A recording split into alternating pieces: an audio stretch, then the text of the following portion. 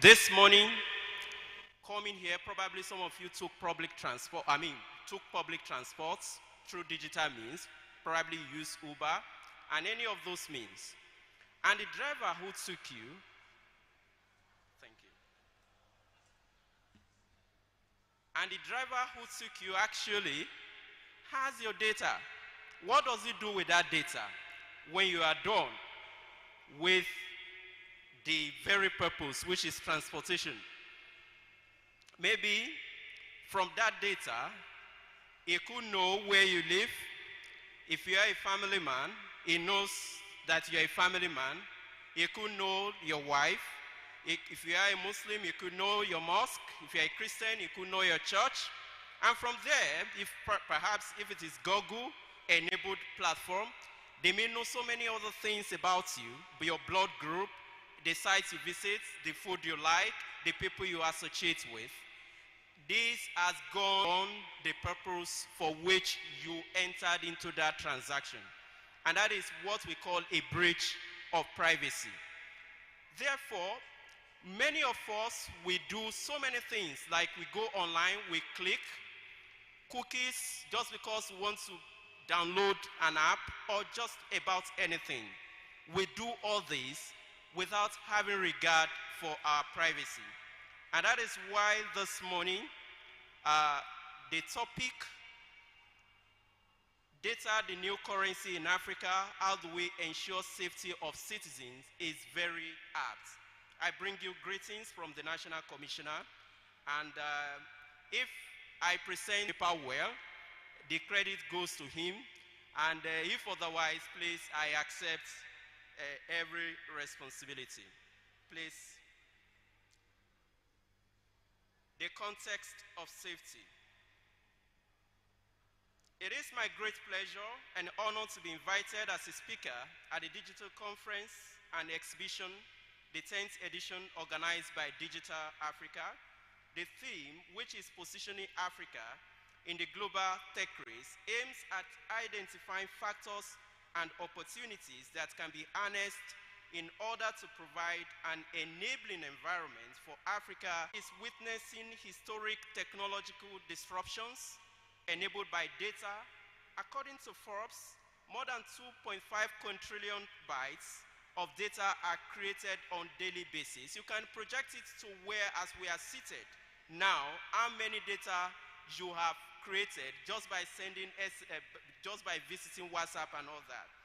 Brookings Institution, for instance, puts the words of global digital economy at 11.5 trillion. Of that is actually in your pocket. How much of this 11.5 trillion dollars is in your pocket as we speak? And if it's not in your pocket, that means it's not in the pockets of Africa, because this money, it is not in the pockets of the US government or any other government, in the pockets of individuals. So if we are saying we are positioning Africa, it means actually the objective is actually to project you and prepare you as an individual.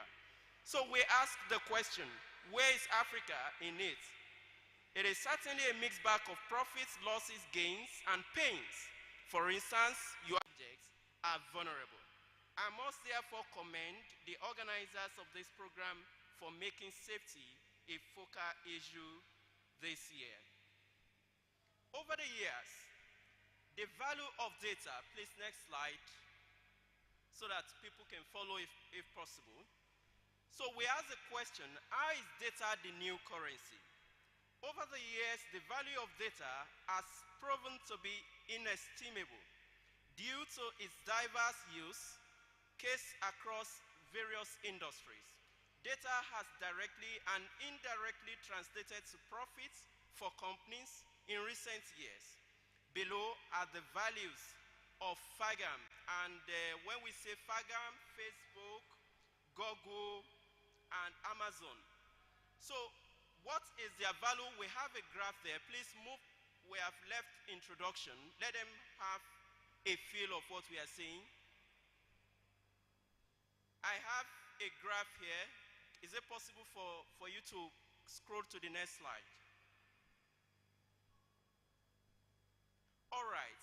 You can see from the charts over there, You have Facebook, you have Apple, you have Google, you have Amazon, you have Microsoft.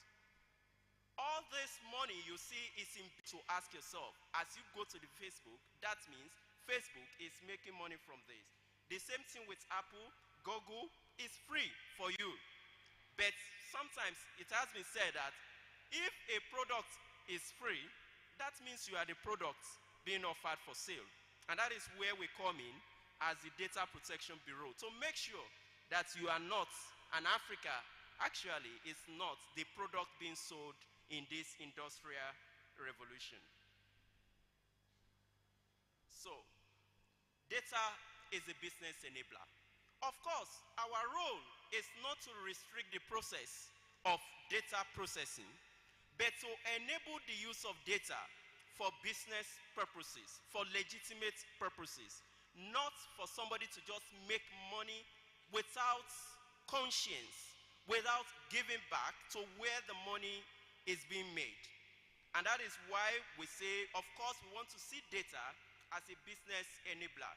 Companies with an abundance of data can use it to improve internal management of the business, of the company's resources, whether they are material, human, or otherwise, therefore eliminating resource waste and increasing the company's efficiency and productivity. Additionally, the company's competitiveness can be increased if it has a better grasp of market data. Companies can use this data to forecast market sentiments, allowing them to think ahead of their competitors. We gave an example earlier that, for instance, you took Uber, and during your conversation, or by the fact that what some cases, it could even be your conversation, maybe you didn't even impute anything. Maybe there was a time I thought, I discussed with my wife that probably I don't see very clearly or something like that. Maybe I needed glasses. I never actually searched glasses online. And suddenly, going to Facebook, I began to see advertisements to get glasses, you know. These are the ways by which businesses make money from advertisement. But for us, we see it as an intrusion upon privacy. Why? Because I did not volunteer that information. So why should I get advertisements based on what? You go to a platform that asks you what is on your mind. Do you really think it makes any business sense for anybody to know what is on your mind? What really value does it add? On the average, about 30,000 websites are attacked per day, while about 64% of the companies have been attacked at least once. TechJury reports 2022. And the number is growing every day, because there are numerous ways for hackers and cyber criminals to access and misuse your data. We as data practitioners must ensure that we are doing everything possible to protect ourselves or organizations from a breach. The context of safety. Now, we divide this into three parts. You have personal safety, you have organizational safety, as well as the public safety. According to Applied Educational System, internet safety is the practice of following actionable guidelines, understanding modern technology, and protecting your digital devices so you can defend against the malicious parts of the online world. There are over 565 million internet users in Africa, 6 times more than 2010 statistical 2022 reports. Thus, personal safety must take into account the tendencies of Africa's data subjects, especially in the areas of education, access to infrastructure, culture, risks, and breaches. How do we mean? For instance, I'd like to break it down for you. When the NDPR was being prepared, and there are concerns because we are trying to model along the GDPR, which has a number of reasons or a number of grants through which data could be processed. One of which is legitimate interest, another is consent, another is contract, public interest. But the most controversial of all this is the legitimate interest. That is, as a business owner, I can process your data without your consent or without contract. But we felt in this part, going by our level of education, that cannot be right. You must seek consent. You must, not just ordinary consent, that consent must be informed. Not just you downloading an app or you want to visit a website and all they ask you is, do you agree or you don't agree? And then you click just because you want to have access. Do they really explain to you what it means? What is the implication when you click on or giving that consent? So our level of education is important for us as a continent and as an organization, as well as individuals, when we are drafting policies for data safety, personal data safety. Now, context, vulnerability. Reports by Nigeria Interbank Settlement System, NIPS, indicate that within 9 months of 2020, fraudsters attempted 46,126 attacks. Organizational safety. We can project personal safety to organizational safety. Almost the same thing that we have at the level of the personal safety, you could also have at the level of organizational safety, just for few exceptions. For safety, an organization is concerned about the security of its cyberspace, hence the term cybersecurity. It's more useful, data and all that. An organization is thinking, in a more global context. According to Kaspersky, I'm sure some of us are familiar with Kaspersky. It's an antivirus company. Cybersecurity can be defined as the practice of defending computers, servers, mobile devices, electronic systems, networks, and data from malicious. State of Ransomware 2022 by Sophos reveals that for 44% of the businesses was $3.43 million. You can translate that into what Naira is. There is money they could have used maybe to improve customer service. They could have used for welfare of their employees or improve on their own products, our feelings, to hurt, to prejudice our minds against ourselves. To the extent that as if you are sitting beside a Yoruba man is sitting beside an Igbo man, he will be feeling like, look at what this Igbo man is doing, or he's talking about Hausa, you're talking about Muslims, you are talking about Christians, and you have all this kind of hate going on.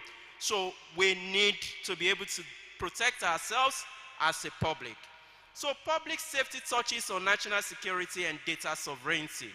And thankfully, we have some companies here that are already exhibiting their products to help Nigeria achieve data sovereignty and data localization. This is the aggregation of safety networks for citizens and organizations. So, quick vulnerability assessments of public safety. Quick vulnerability assessments of public safety. According to Interpol's 2021 Africa Cyber Threats Assessment Report, research from Kenya IT cybersecurity company, Serenum, highlighted that cybercrime reduced the GDP within Africa by more than 10%. And when they say 10% GDP reduction, what it translates to in our individual lives is less jobs, inflation, high rise of food, all because of what? All because of cybersecurity attack. So when we talk about GDP, don't really think it's something very high. It has direct effect on the value of the Naira that you have. Interpol's partner, Trend Micro, recorded, and the cost of that 10%, of course, is 4.12 billion US dollars. Interpol's partner recorded millions of threat detections in Africa from January 2020 to February 2021. Email, you have 679 million detections of attacks on emails. files, 8.2 million detections. Web, 4.3 million detections. More specifically, South Africa had 230 million threat detections in total. And when we talk about these emails, don't think they are government emails. They are your emails. We have been victims of that. As a lawyer, I know how many mails I've received purporting to be my clients when I was in private practice. And I know how much it costs. So all these emails, websites, they are really not government websites. They are your own websites.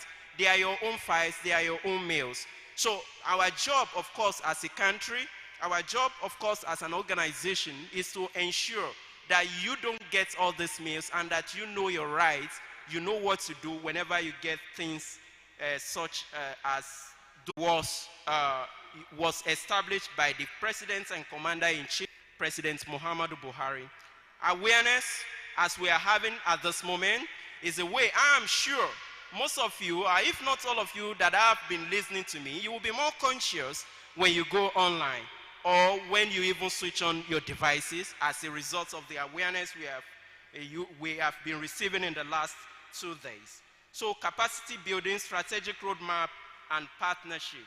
So next steps.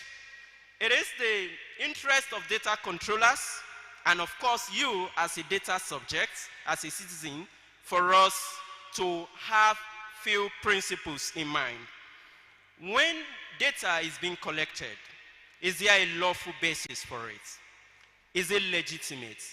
And when we talk about legitimacy, it is your own legitimate interest, not mine, not the company, not Facebook, not Amazon, your own legitimate interest. And then transparency. Is it transparent? Do you really know the reason why this data is being collected in the first instance? Like the Uber example I gave earlier, did they collect the data just for transportation purposes, or do they have other ulterior motives for collecting that data? If they are going to share my data with anybody, they are collecting data, and that is data transparency. Then purpose limitation. That is, you have collected my data for transportation, for health. This is a university. You have collected our data only for receiving education. I don't need you to send me any other message for other purposes. So when you collect data or when your data is collected, make sure that it is limited. Why should you collect my data and keep it infinitely if you don't have any reason to do so? And in most cases, people don't even have the reason to keep data beyond the very, for instance, let's take this event. They've collected the data. For how long with Digital Africa and this company? And I think only perhaps the chairman and the management will be able to answer that question. But the important thing to note is that every data collected ought to have and should have storage limitation. Then data accuracy. At all times, maybe, for instance, some of us will be applying to get a certificate of this event. And maybe you are Mrs. and they sent you a certificate suggesting that you are not married, or misspelling your name in a way that, of course, really represents what you're not. So you should have opportunity to get back to the company or to the organizers and say, look, this is not my name, and that is rectified immediately. That's data accuracy. And then, of course, lastly, what we have been saying since morning, data security. Conclusion. As technology advances and more activities are conducted in the digital space, the value of data is being realized in previously unimaginable ways. In recent technological development, national governments and multinational corporations throughout Africa are also interested in data protection and data trading.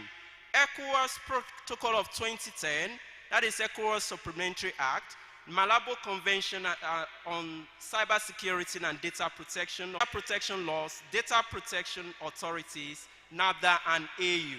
These are organizations and instruments through which we are ensuring that there is data safety, data protection, privacy protection in Africa for you and for everyone. Public and private sector. I've been asked, since it was really projected, it's a keynote speech, actually, but you have questions on data privacy. Let's seize the opportunity now. Interesting. So, questions?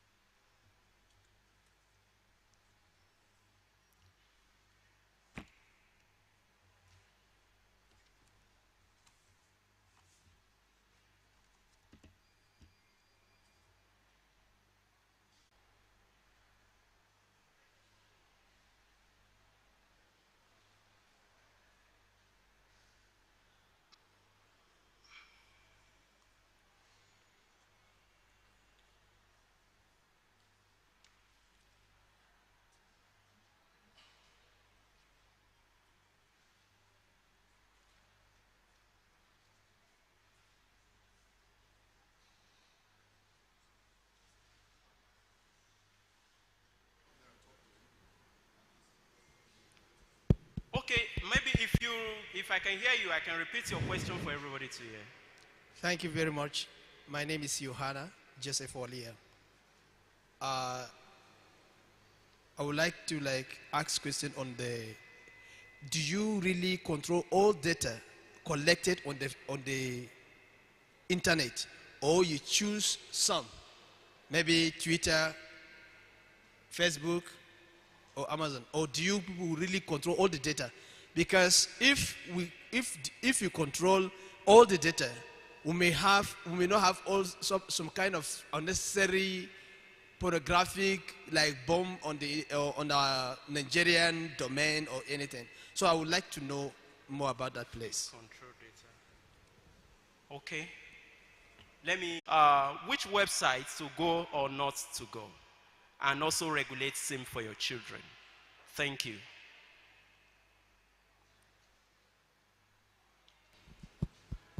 But I hope that answers your question. Satisfactory. Partially. Partially. Yes. But sorry, hold on, please. You understand to the extent that it's a free society. You say now. I would like to throw more light on controlling data and regulating data. Yes. You say, for example, I pick Uber, and Uber yes. To that extent, wait. Uber is your data controller. Yes. Okay. Yes. Now, what is your own role? Our own role is regulator. Regulator. Data controller in the digital sense, in the digital age. This is a technical term. Regulation is the same thing as control, really, seriously speaking. Regulation is the same thing as control. But in the dictionary, let's put that word, in the vocabulary of technical, jargons. Are you with me, sir? I'm with you. Controller is different from a regulator. We are controller for our own employees, visitors who come within our premises. Are you with me, sir? Yes. Because we collect their data. Personal data, we control to that extent.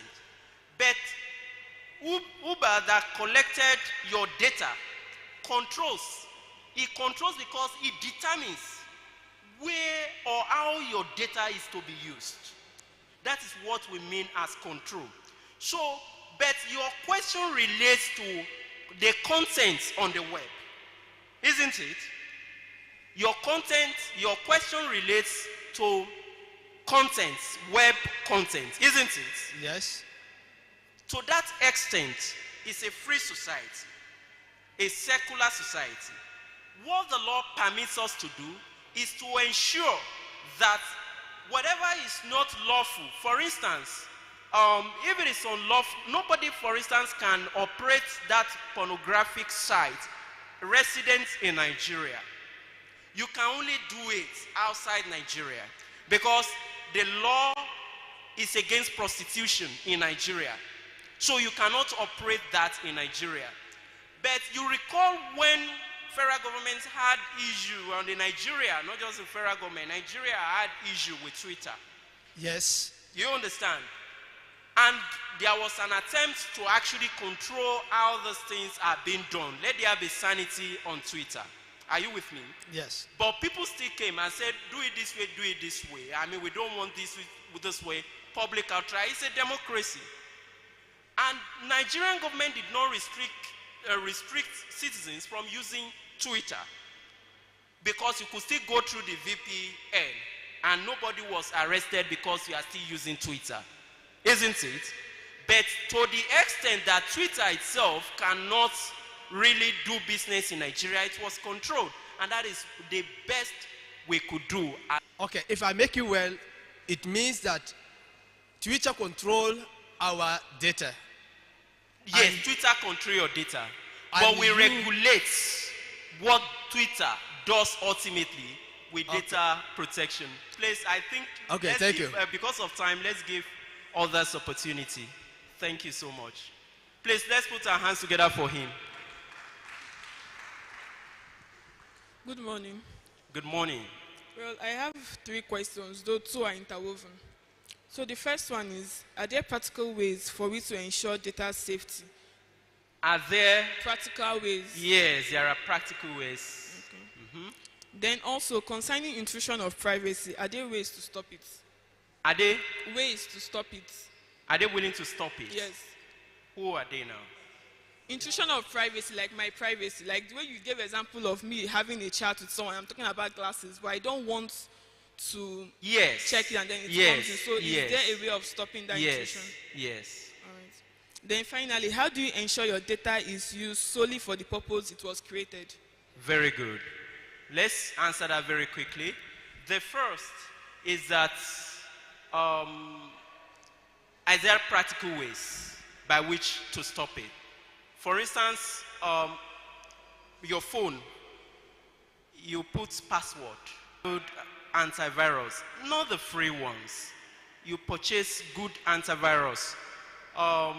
Maybe you are for the purpose of those, having organizations, you consult Zara and your data within the country. It is a very practical way of controlling what happens to your data. Then another question about your privacy. Yes, of course, privacy is important, and that is why in fact, it's a constitutional provision. Before we came in as an organization, Nigeria has what you call the 1999 Constitution, Section 37, that protects your data, your privacy as an individual, and it encompasses all things.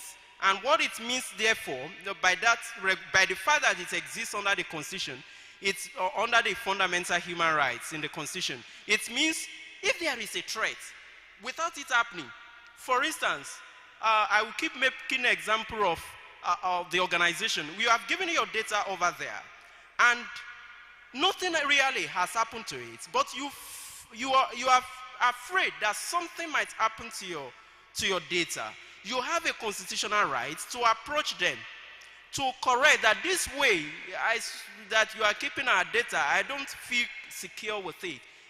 To that extent also, you can, even without having recourse, it's a fundamental right you can enforce under the Fundamental Human Rights Enforcement Procedure rules in court. So is that simple? And the last question was, sorry. I think you've answered them. All together? Yes, you've answered them. All right. Thank you. I think that's about all. Okay, someone. Good morning, sir. Good morning. So previously we've had instances of intrusion, data intrusion. We've had service providers like Airtel, MTN, and the likes making phone calls to individuals without you subscribing for that. Just for you to pick up the phone call thinking maybe it's someone you know, then it's an advert. Although they've stopped it to some extent, but is the Bureau responsible for regulating such, or by we using those service providers, we've indirectly all other sorts of data protection? We can to some extent regulate and protect ourselves from that, but on a lower scale of how will I put it, we've had instances of messages we've not subscribed to coming into our phones.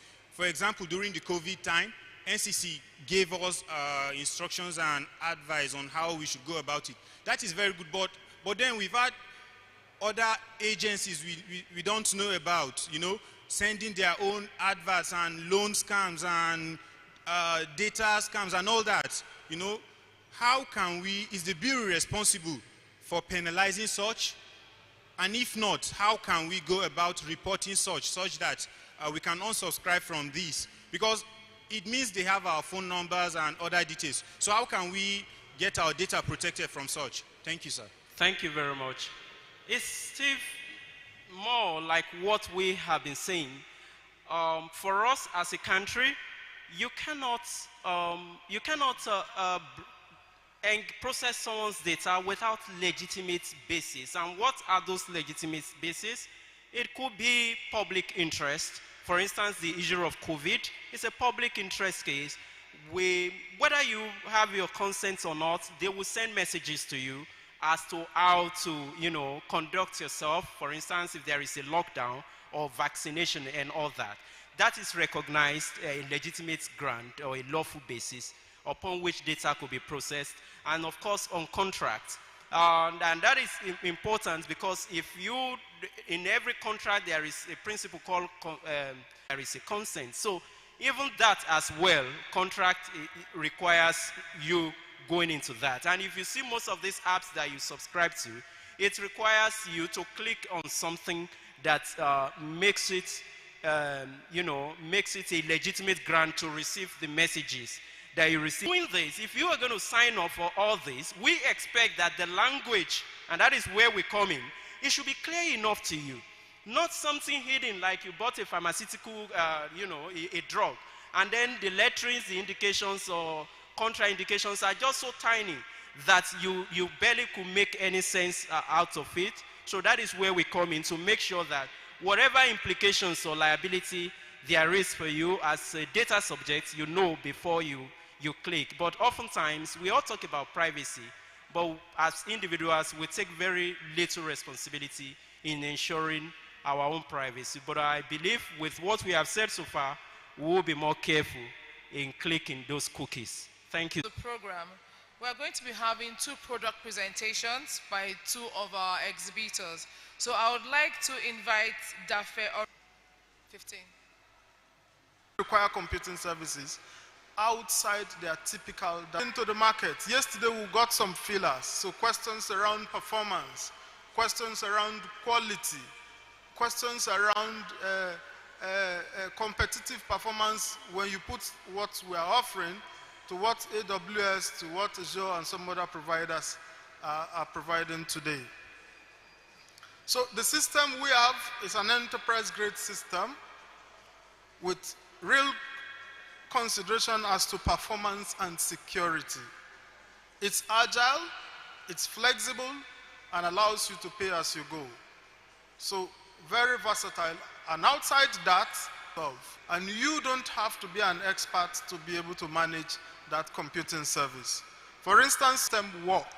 You basically consume the service, and that's what we are. So every services you can imagine, from a storage, EBS, from SSD, hybrid system, to object storage, we offer all those services as well. And we're also conscious, so sometimes these services, sometimes your system gets to the wrong hands, right? Maybe you are vulnerable somewhere along the line.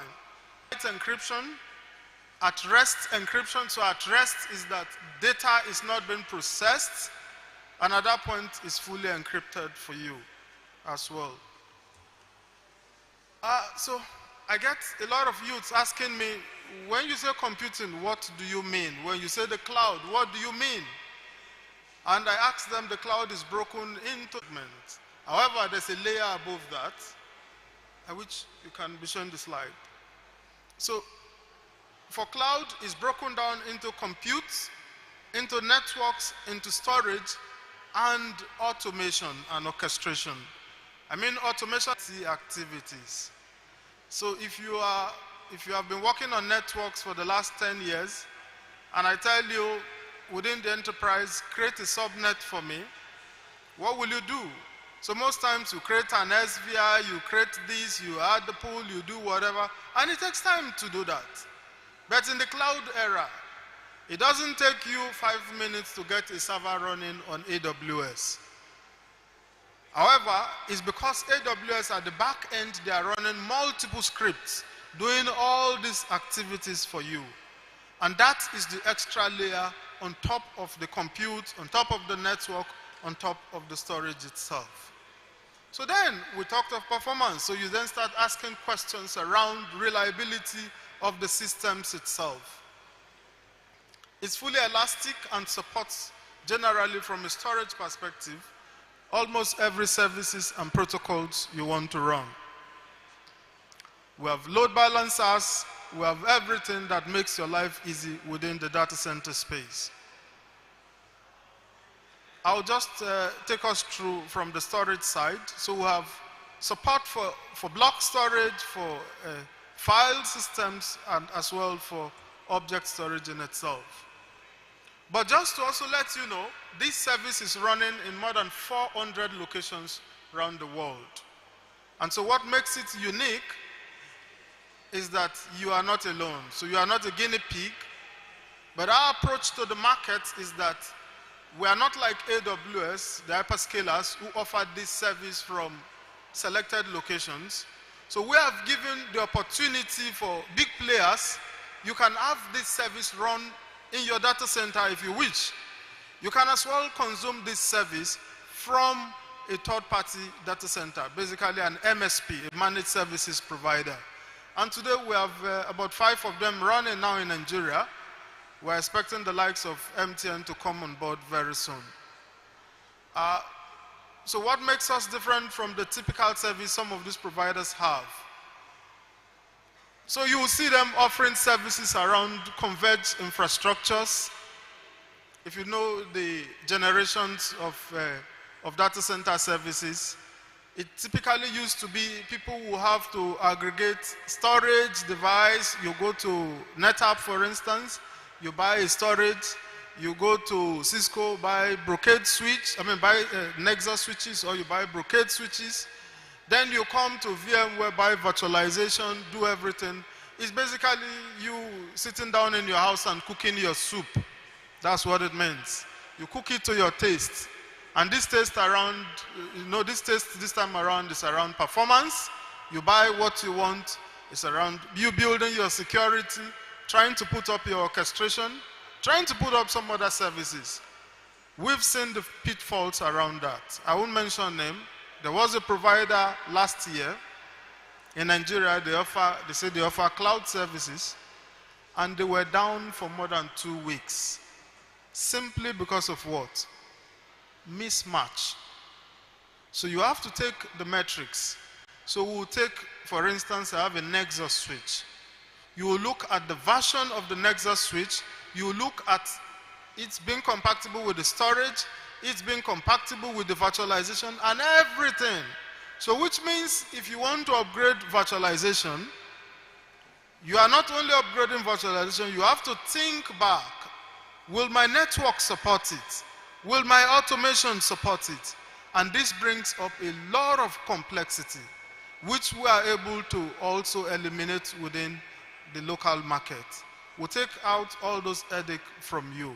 So we'll simply give you a device that works. We'll give you a system that works. I won't use the word device, but it's not hyper-converged. So you see people today trying to position hyper-converged systems. So what's an hyper-converged system? So you have your compute system built into with storage embedded and a clustering application at the back end. So I can have server 1, server 2, server 3. I cluster all of them together. When I cluster them, what do? I aggregate the CPU, I aggregate the compute, I aggregate the storage, and then I give it to you. This is cloud. You still have an extra headache to manage. You have a burden of virtualization and another burden for automation. But what we are giving you addresses all this. And I'm sure we have providers around already that you can actually tell us stand. We are able to explain to you how this will add value to your business. Back to what is happening in Nigeria, this also means that you have the exclusive control. So from a compliance perspective, this system is local. It does 3 things to you. Local in the sense that data is not being repatriated. So your data sits locally with you. You can analyze. You can use it, of course, based on NDPR's recommendation and guidelines. So which means that we can easily hold you accountable. And also, it also gives you the extra burden from a security perspective. It means you have absolute control and you can impose confidence within your market space. So we provide all these services locally and ensure we make it easy for businesses to operate. And today we have additional component that is also a problem, the exchange rate. So everybody is struggling today to pay the likes of AWS. People are struggling to pay for Azure services. I was discussing with a customer. I was discussing with a customer and they spend over $25,000 every month to pay AWS. If you understand what that means, I have some of my former colleagues working with AWS and so on. You are exporting employment. That's what it means. However, if you patronize us, we guarantee you performance. So we're not just making lip service to make you feel good, use Nigeria because it's Nigeria. Our service is comparable to any other service. And actually, our virtualization is running off a modification of Red Hat Linux. So which means it's open. So you are able to bring back your data from AWS to us, to our cloud, without much headache. Those are some of the extra benefits you have. And of course, you can as well pay in Naira. You can pay in Naira, and which means this cash gets to also providing labor directly within the Nigerian market. It's highly flexible, so for the compute end, we have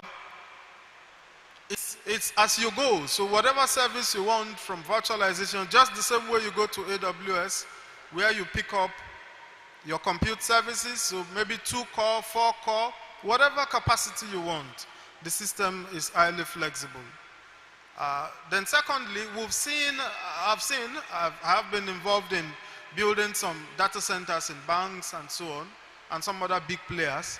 We've seen a trend where I tell you sometimes it's not easy to get to support these data centers for some of these big enterprises.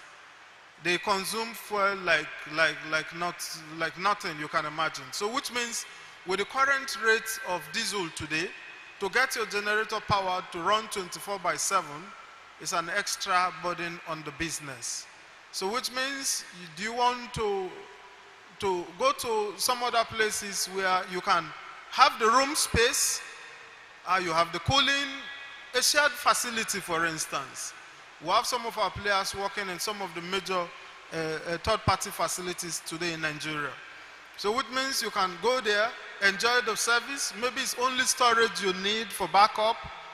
You have your compute resource already, we can also service you. And on top of that, there's absolute visibility.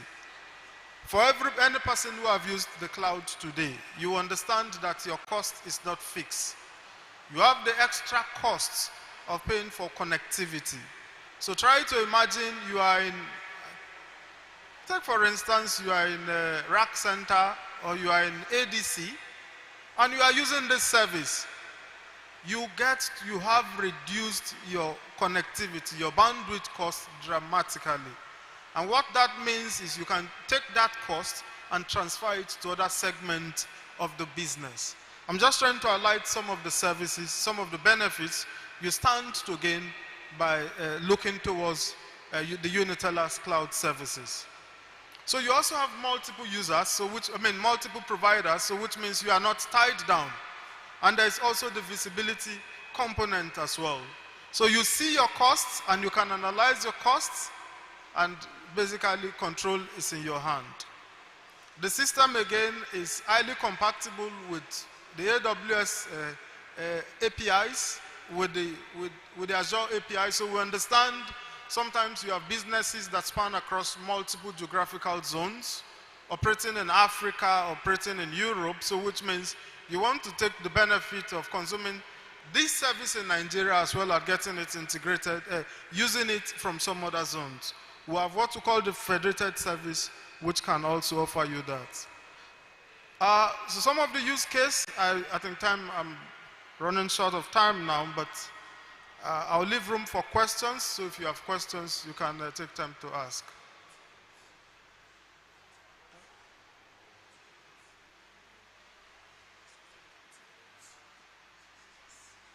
So I'm told I've actually used up my time significantly. So if you have questions, we're available at the Unitellas booth, so you can come down and interact with us.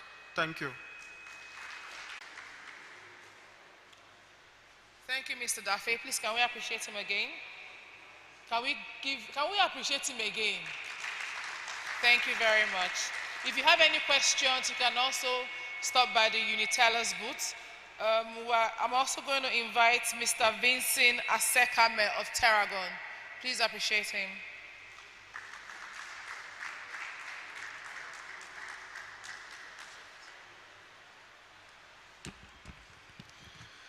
Good morning, everyone. My name is Vincent Asekame, and I'm here representing Terragon. Terragon is Africa's leading data and marketing technology company. We have our headquarters in Lagos, but we have presence in Johannesburg, in Ghana, in Kenya, and then we have our engineering team in India. I would be presenting as a quick guide on how to create your sender ID, fund your wallet, create an audience list, and set up launch campaigns. Let's get started.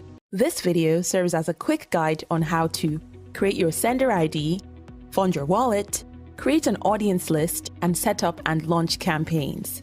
Let's get started. You begin by creating your sender ID, which must be a maximum of 11 characters and can consist of alphabets and numbers. Select the relevant audience list. Otherwise, build a new audience bucket by selecting the custom audience option and entering the relevant data inputs. For WhatsApp, you'll need to sign up for a WhatsApp for Business account on Facebook by following a few simple steps from this point.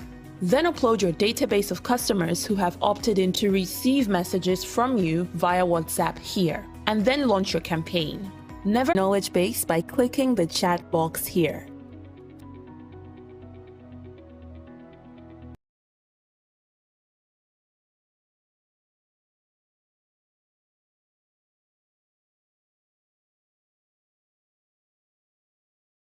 Terragon Prime helps you to intelligently acquire and retain your existing customers. Now, the platform gives you access to intelligently reach over 100 million Nigerian profiles. Now, what you can do is to segment these profiles in a way you want to meet your criteria. For instance, you can segment them based on their location, their device type, their spend power, their interests, how much they have, if they're interested in your product and all. And when you do this, you can target them based on SMS and WhatsApp. So imagine what you do with Facebook and Instagram when you launch campaigns and you just segment based on location. But here you can do that and then reach them directly on SMS and on WhatsApp. Now, you'd agree with me that in 9 subscribers being online and about 49% being offline. It means that if you want your business to grow, you need a strategy that has online and offline channels inclusive. So you need a multi-marketing strategy to grow your business. That's what Terragon Prime offers you, giving you access to intelligently reach 100 million Nigerian customers directly on mobiles. And then the pricing plans are quite simple. Also, if you have your customer data, you can upload your customer data on the platform, and the platform will enrich your, but you have no idea that maybe a month ago, they relocated to Lagos or to Jos.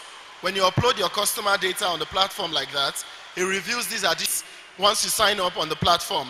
But because of this program, the first 20 people that will come to our booth after my presentation now will be giving them 1,000 free SMS credits for you, and it's easy. No platform gives you the ability to reach customers directly to your phone very quickly. Imagine as a brand, as a business, you being able to reach your customers directly on their phones through SMS and WhatsApp.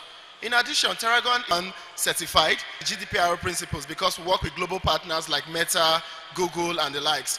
So feel free to interact with us. We're at our booth And don't forget that the first 20 people to come sign up on the platform will get 1,000 free SMS units to run campaigns. Thank you.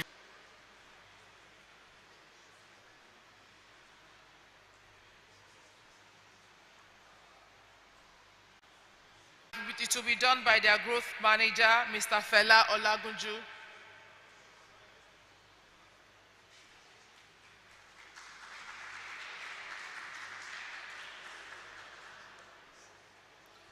Good morning, everyone. It's good to have you here. If you were here yesterday, we talked about the cashless economy, which is the heart of our existence. So real quick, I want to run you through our product in the market. I'd like to see the presentation, please. So Bankly has been around for 3 years now, since 2018. And we set out with a core motive and a core objective to digitize cash and provide access of finance using a very hybrid model, tech and human. Is the presentation up yet?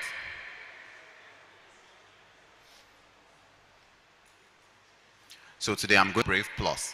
So the Brave Plus is a mobile phone, but it's also a POS. So over time, in the past 2 years that we've been running, we've realized that all our 25,000 agents around Nigeria use agents around Nigeria is because we know we are trying to get to the last mile. That guy in somewhere around Yola, in that village, in that community that is trying to access financial services, but it doesn't have access because there are no banks and there are no essential financial institutions.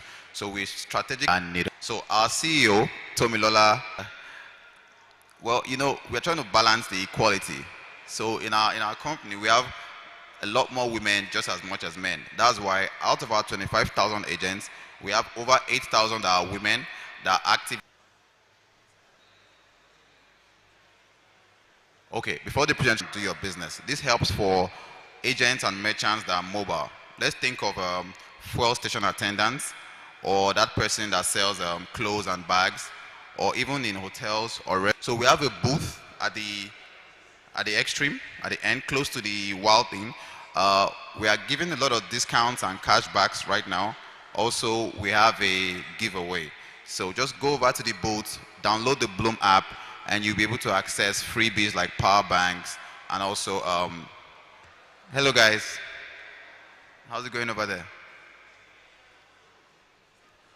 Okay, all right, so apparently my presentation is not coming up, but let's go over to the booth when we're done so we can interact and then I can share more updates about what Bankly and Bloom has been working on. Thank you very much, guys.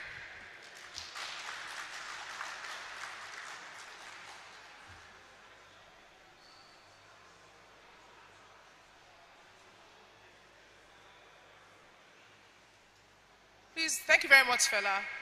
We're going to go into the first panel presentation for the day. But before that, I would like to recognize two members of the Tunisian Embassy, Mr. Abdelkhalik Doha and Mohamed Selami. Please, could you stand up for recognition? New account manager for Doches is going to be moderating this panel. As she comes up, she will introduce her panelists.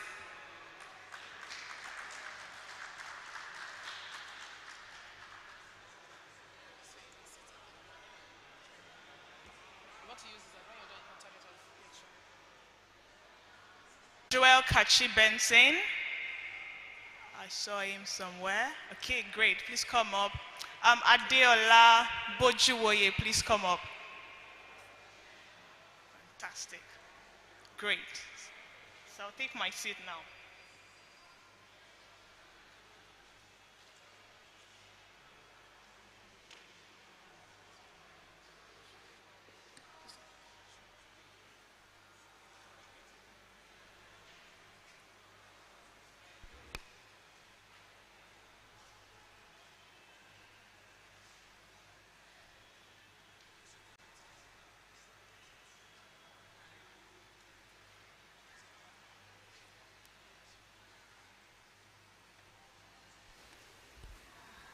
Hello, everyone. Okay, great. As a continent, I'll be ready or I'll be watching, right?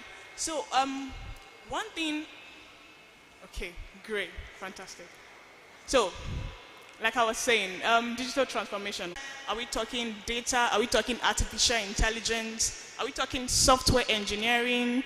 Is it agile? What exactly is the concept of digital transformation?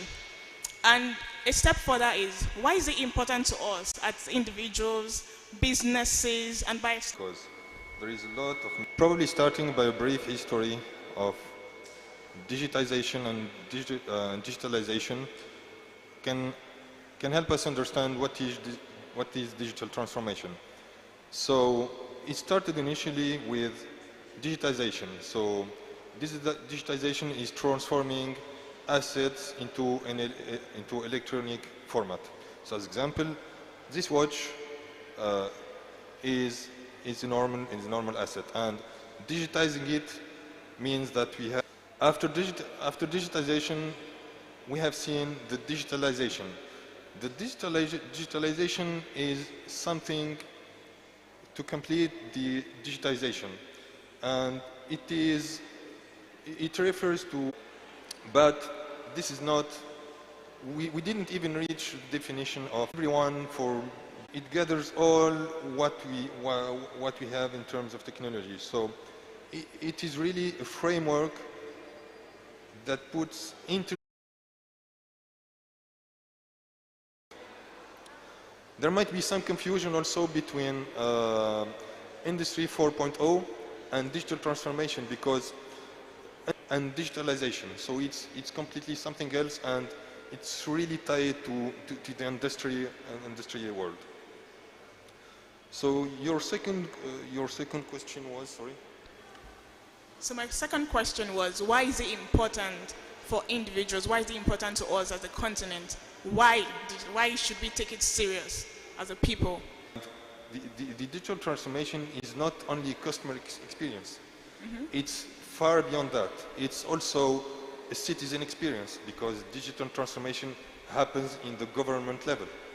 So it's is that digital transformation is beyond the tools, right? It's beyond having a tool to digitize your process. It's more about an innovative way, right, of thinking, of delivering value. It's beyond the technology as a business, because technology will come and go.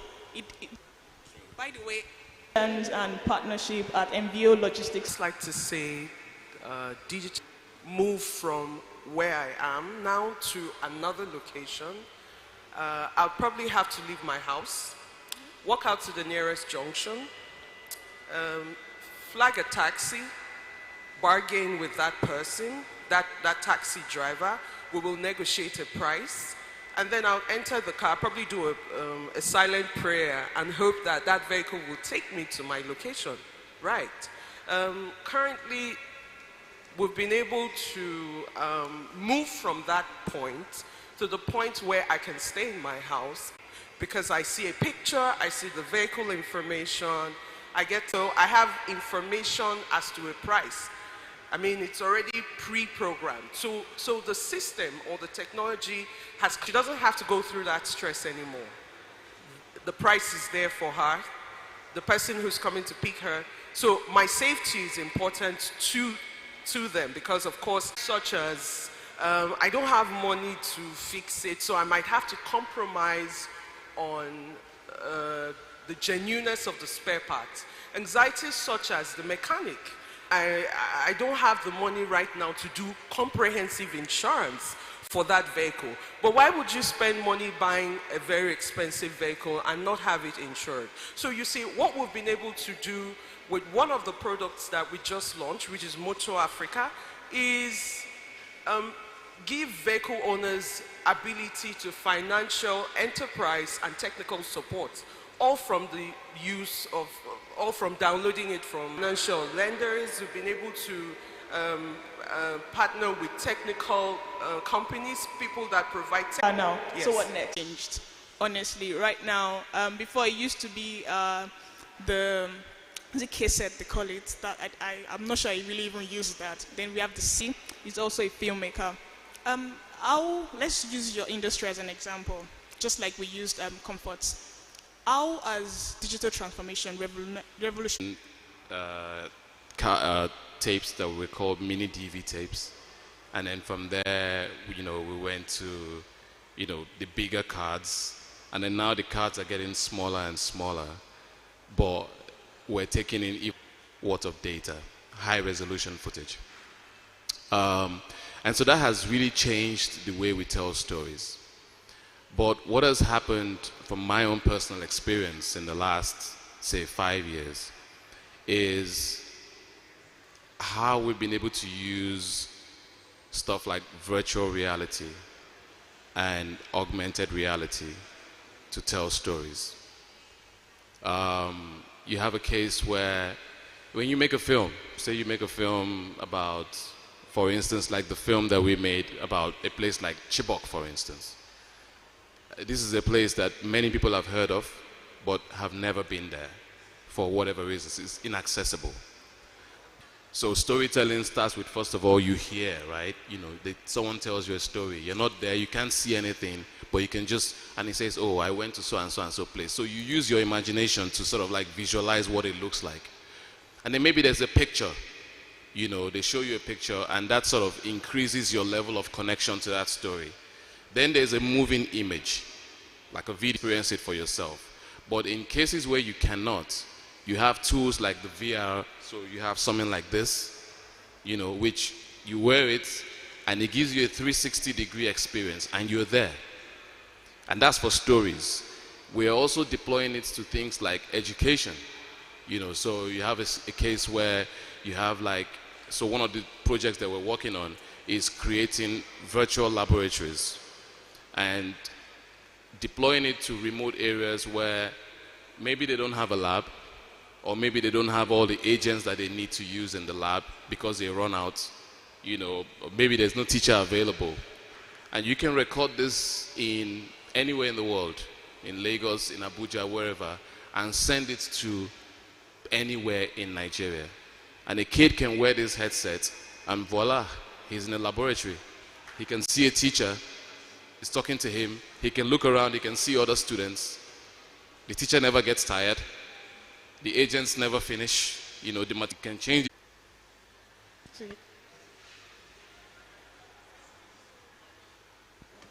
All right, thank you so much, Hachi, for that. From what you said, what I can deduce is the fact that digital transformation is, even without being there, and maybe that can create a little bit compassion, you know.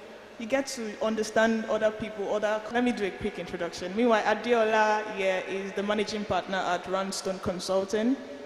So I would like us to go global. Project or trends? Thank you very much. That's actually a fantastic one. And for me, it has to come to the basics of it, right? Which is data. The use of data and the way data plays public service, it's in public sectors, and the impact of now regulation, policies are now centered around the. Okay. A lot of the thinking, governments or the experiences, entities are now looking at how do we leverage this data to solve a majority of these problems, right? So in terms of just the global outlook, I would strongly say, you know, the drive and the redirection towards the impact of data, the collection of data and its management is what I see as a top burner element across the world. And I think it's what we also need to be taken seriously internally on your general ecosystem, on your customers, even as a private sector person, the more value you're able to add, right? You better understand what it is that they're looking to do. I mean, at the end of the day, that's what, and the reason why you're having those huge valuations from the Googles and the Facebooks of this world. Because they're able to understand the customers, they're able to have a level of data based on my financial background, the kind of things I like to experience and all of this. I would see a lot more value in having targeted advertisements to what suits my needs versus having it just a generic, all over the place kind of experience. And that way, there's more conversion even for those that are advertising and providing those contents to me, because it's a lot more relevant to me, right? There isn't any point marketing something to me that doesn't have a child about kids, right? For me, it's a case of the more things you show me that value, right?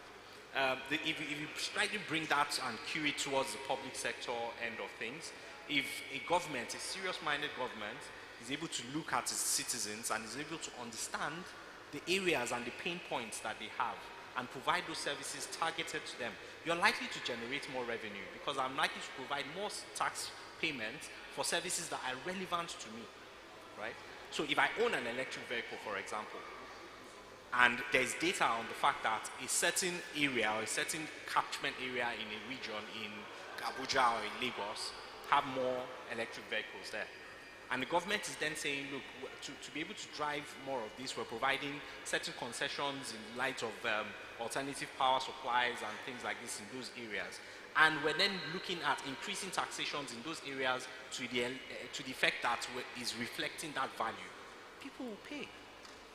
And you're able to then justify the expense that you're making in that regard because you have that data. So for me, I think we need to be looking at the data-centric approach of the entire world right now, and I think that's where the value is across the world. All right, thank you so much for that, Adiola. But I need to ask, do you own an electric vehicle? Do you? Well, not right now, but I own an electric bike. Oh, really? I do, yes. How do you charge? Power, well. All right. There's a solar alternative available, and I also use power when it's required. All right, fantastic. All right, let's move forward, right? We've talked global. Let's come to Africa right now. Let's assume, for whatever is what, that there is this kid right here that can measure digital transformation per country, right? Let's go to Kachi's word. Let's assume. I would like to know, and I want to ask Gussie first. Thank you. So, where would you say Africa is when it comes to digital transformation? Let's bring it home to Africa. Where are we right now? Thank you for your question. So this question is so important. So I think we should understand, before starting with Africa, we should understand where the world is. So according to Forbes magazine, 84% of the digital transformation projects are failing in the world. So it gives us a lot of lessons to learn. And this high failure rate has a lot of root causes. So we have shown, I will talk about Africa position into that later, but we have some common problems with the world. So some of the global challenges there is a lack of change management strategy. You know, when you because transformation is about change, and when you are bringing change into a company or to a user experience or into government experience, citizen experience, whatever it is, you are creating disruption. And this disruption is highly unwelcome by your target. So by adopting some of the known change management strategies, so these problems can be avoided. The other problem, or the global problem, one of the global problems of digital transformation is the complexity of the software and technology. I'm not saying they are expensive to put in place, because there are methodologies to divide the project into milestones or steps and lower the cost. But it becomes so complex to create a digital experience that you have to rely on data analytics, on AI, on machine learning, on data storage, on custom software development, on networking, on so many things that you can't even, it's become so complex that you can't even do it yourself. The other problem is also the lack of digital transformation strategy. And the main reason we've seen in the market is that what we call that companies that are starting the digital transformation strategy are what we call digitally deaf, and they are not even aware about how they are going to drive digital transformation. Another big concern is security. Now the world is talking about data privacy and at a higher level about data sovereignty. So when you leverage all that data within your digital transformation project, you create so much data to analyze that you need to concern about security. You can't leave that data out of the wild or for anyone to analyze. So these are ones from among the digital transformation challenges globally. But when it comes to Africa, I think Dr. Nick Wanor, who is the board chairman of the National Information Technology Agency in Ghana, just summarized it in a single word by saying, Africa is not changing as fast as the rest of the world, and the gap is widening. So this could be explained by just checking the numbers of internet penetration in Africa and comparing the gap between the Northern Africa and Sub-Saharan Africa. So as example, the Sub-Saharan Africa have 24% of internet penetration, which is very low. Of course, this is one of the challenges all around the world. It's not the problem of Africa only, because some areas in Canada have very low internet penetration. So this is, but in Africa it's more visible. And the Northern Africa has around 65% of internet penetration, which comes to, we have an average in Africa about 43% of internet penetration. So this is the biggest challenge. So internet penetration is so important to make the digital transformation successful, especially for Africa. So behind that, you have the internet providers, you have the government, you have the energy providers, you have the telco companies that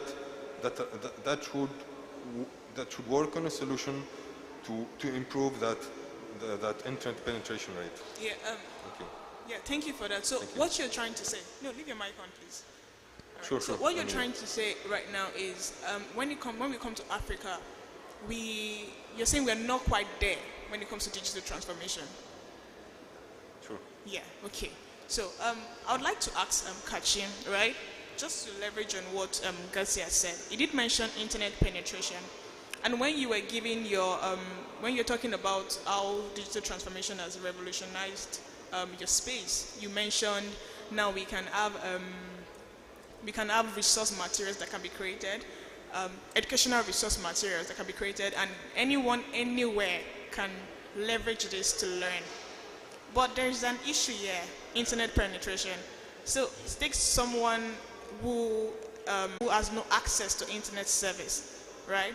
How does this play out? Because when you're saying Africa and digital transformation, it's like you're saying A and Z. There's a lot of B, C, D, E, F, right?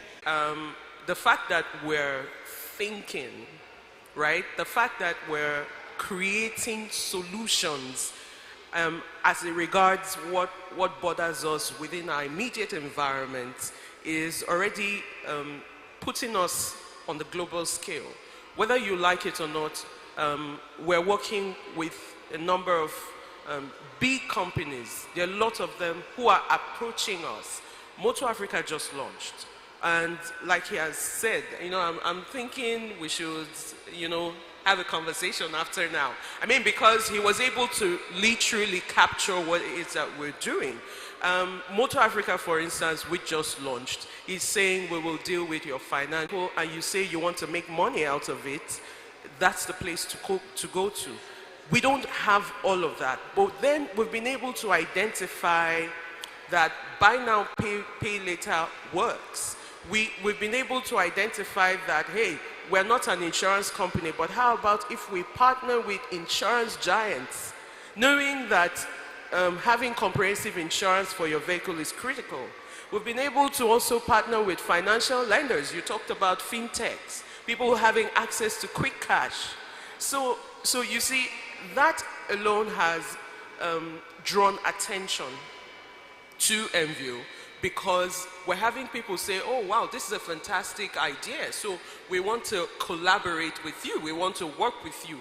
We don't have all the monies, but then we will now start having financial investors. We have angel investors. We have people who are saying, okay, I like what it is that you're doing and I want to be a part of it, because that's where we should go to. That's where Africa should go to as far as the mobility and transport space. So transport aggregators, individuals, fleet managers, you know, you're having that conversation with all of them. And the interesting thing is, it doesn't just stop with transport aggregators. So if you're in a technical fixed car, automobiles, you're in insurance, you're in whatever sector you play in, you're in you lend monies out, then you would need to speak with us, because then again, you'll be providing value to people who own. Fantastic. So I'm hearing partnership, do it immediately. You don't really need to think, you don't need to focus on the challenges. Just ensure you're creating solutions that can be used based on the challenge divide. Thank you for the question. So I would probably start by explaining what is the biggest challenge we have in terms of retaining talents and leaders in Africa. So I spoke with some partners in Nigeria, and it looks like the problem is really wide in Africa. We have the same problem in Northern Africa, Tunisia, Morocco, Algeria. It's the same in Nigeria. We have an impressive turnover. So people don't stay. People are just going to the Europe, to the US. They are talented, they are leaders, but we lose them. So, and multinational companies, and you have a product on the market, you need to be disruptive in terms of business planning. And that disruption, so just to give you an idea about how fast it can happen, so your business model needs to be so much reactive, so in about 1 week you need to update it and to listen to your market to find the right way to adapt it to your customers or to your final target. So these are, I think, these two ways. So working, but the main idea is work together on keeping the talents in Africa. Fantastic. Thank you for that, Gerzi. For me, yeah, you know, let's get more people to fall in love with Africa. Let's get them to love Africa. But I also believe that we need the government to play. We need them to play a very important fact, because talent want to work in very enabling environment that enables their skill, their talent, their thrive as individuals before they are even talents, right? Yeah, all right, fantastic. We will take questions after this. I have just one question left for all of the panelists. So if you have any question, it will be prepare for read questions. Said, which is very correct. But the point that you're making, I think it's about for one of the three of us who are Nigerians, to speak about it and contextualize it for where we are. Do you understand what I mean? And it's important because there is no scarcity of talent in this country. Absolutely. Right? Like, if everything is in place, this is a superpower, Nigeria. Just by the sheer number of young people that we have that are hungry. We keep saying it, but it's really important. It's really important. I've had opportunities and offers to leave. I've not gotten a grant. I've not gotten any form of support from institutional support from anyone. The support I get is from outside of Nigeria. So if the person that is giving you the support says to you, hey, guess what?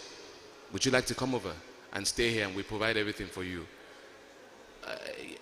The answer would be, first and foremost, yes. Because at the end of the day, I want to improve at what I'm doing. I want to be the best at what I do. So love for Africa is great, love for Nigeria is great, but if you cannot thrive in the place where you love, you have to go to where you can thrive. It's really that simple. Interesting. And we can't be emotional about this. You understand what I mean? It's great to be patriotic and all of that, but if you have an idea and there's no support for it, you know, the banks don't want to support you, the government doesn't want to support you, you're not getting any grants, you know, what do you do?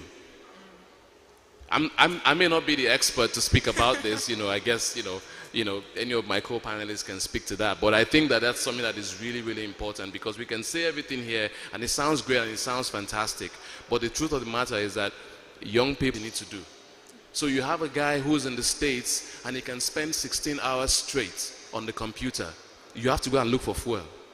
Yeah. Put in that generator and hope that it lasts for 2 or 3 hours. It's uneven. Yeah. You can't compete. Thank you for buttressing that point. Yeah, just, you know. Yeah. I think. Okay. I think he spoke my mind, and as a business owner, I'm sure I can write like 3 or 4 books on this particular subject, right? But I mean, just to be pragmatic about things, right? We need to look for pool in itself, right? And I know that a lot of initiatives are happening, particularly in Lagos. You know, you see a lot of, you know, technology hubs and things like this happening. And I live in Kaduna. My business is based in Kaduna, even though we serve the whole of the whole of Nigeria. But I find that there's, even within the talent pool that we have now, there's a bit of an imbalance, right? We've got a lot of smart, really intelligent people in other parts of the country, but we're disenfranchised on so many different levels, even within the ecosystem itself, right? You have access to certain levels of technology, right, that is also not even across the country, and this needs to be fixed. The second element of things, which I think we really need to be very honest with ourselves about, is the socio-cultural element of this as well, right? It's a really complex problem. So when you look at Nigeria and you look at our young people, we're very intelligent people, we're very smart people, but I think we have a problem with celebrating too quickly. Celebrating our successes too quickly, right? So we own a technology hub in Kaduna, and you find young people come in. The moment you're able to achieve a certain level of skill sets and things like this, you start to feel like you've gotten there, and you're not moved to improve. Now, there may be many arguments to this. You know, you have to worry about the financial capability of those that take care of them, power, infrastructure generally, as he has mentioned. But we also need to make sure that we're working on ourselves as individuals, right? We need to be able to make sure that we keep our hunger in the spectrum of always wanting to learn more. This is very important, and it's something that young people, I work with a lot of young people, and I feel like this is something that we also need to be taking into cognizance while we talk about other things. Now, I slightly belong to a different school of thought in regards to government. We all know that government is extremely slow. We know, it's a fact. And if we wait for government, honestly, we will not do it. I mean, look at where we are today. A lot of the young people doing incredible things, if you ask many of them, they've never even had one single support from government in any way, shape, or form. A lot of the businesses that are doing incredible things across Africa that are based out of Nigeria are not getting any of this support, and yet they thrive. So let's not bring the complexities of government, who we already know are hugely inefficient. We know that there are certain things they can do at scale that the private sector can't drive. But we need to be focusing on making sure that that private sector drive is the one that then leads the way. It's the only way. If we allow government and the inefficiencies of government to come into this space, guaranteed they will spot. Look at the regulations that they have done across places like Lagos. You know, policies, single policies that are ill-conceived can completely trash an entire investment cycle for a startup company. We've seen this happen. Now, how do we ensure that in all of the things that we're doing, as a private entity and as private businesses, we're able to identify ways right from the beginning to say, how do I survive with this company in this entire space without necessarily needing to depend on somebody that doesn't even understand what I'm doing, right? So incredibly, I think that's something that we need to, in addition to all of the current challenges, is also something we need to consider. Okay, well, I think he just dotted the I's and crossed the T's as far as that's concerned. Everything I do or everything we do is personal experience. When we wanted to start, we went to banks to ask for loans. They said no. We went to Bank of Industry. They said no. We had to look within us. I had to go meet my mother. My other partners had to, get funding from families and then put it together. So yes, when he says the government wouldn't listen, it's not because they don't trust what it is that we're doing, but they're slow, like we've been able to identify. So yes, amongst all the other things, which is poor internet, the environment, we should look within ourselves to make sure that we keep improving and, changing the status quo. Well, amazing, amazing. Just to tie all this back to digital transformation, what all of my panelists are trying to say is the fact that for us to get to that stage or to that place as a continent or as a country this time around, we really need to do a lot more with our policies, with the government, and also looking inwards, right? So if as a business you want to begin to think digital, you want to incorporate digital into your processes, you want to automate a lot of things, just like MVO is doing, you want to do an app, just to take things and scale up and iterate. A lot of things needs to be put in place. Our human resource needs to be there, and we need to create, and I agree with Gezi, the love needs to be there, honestly. And I believe that the reason why you're here is because some sort of affinity for the country and the continent is still there. Whether you like it or not, you love the country, you love the continent, right? Imagine we have that and an enabling environment. It will be explosive, right? We'll be the forerunners when it comes to digital transformation. Right now, we take questions. If you have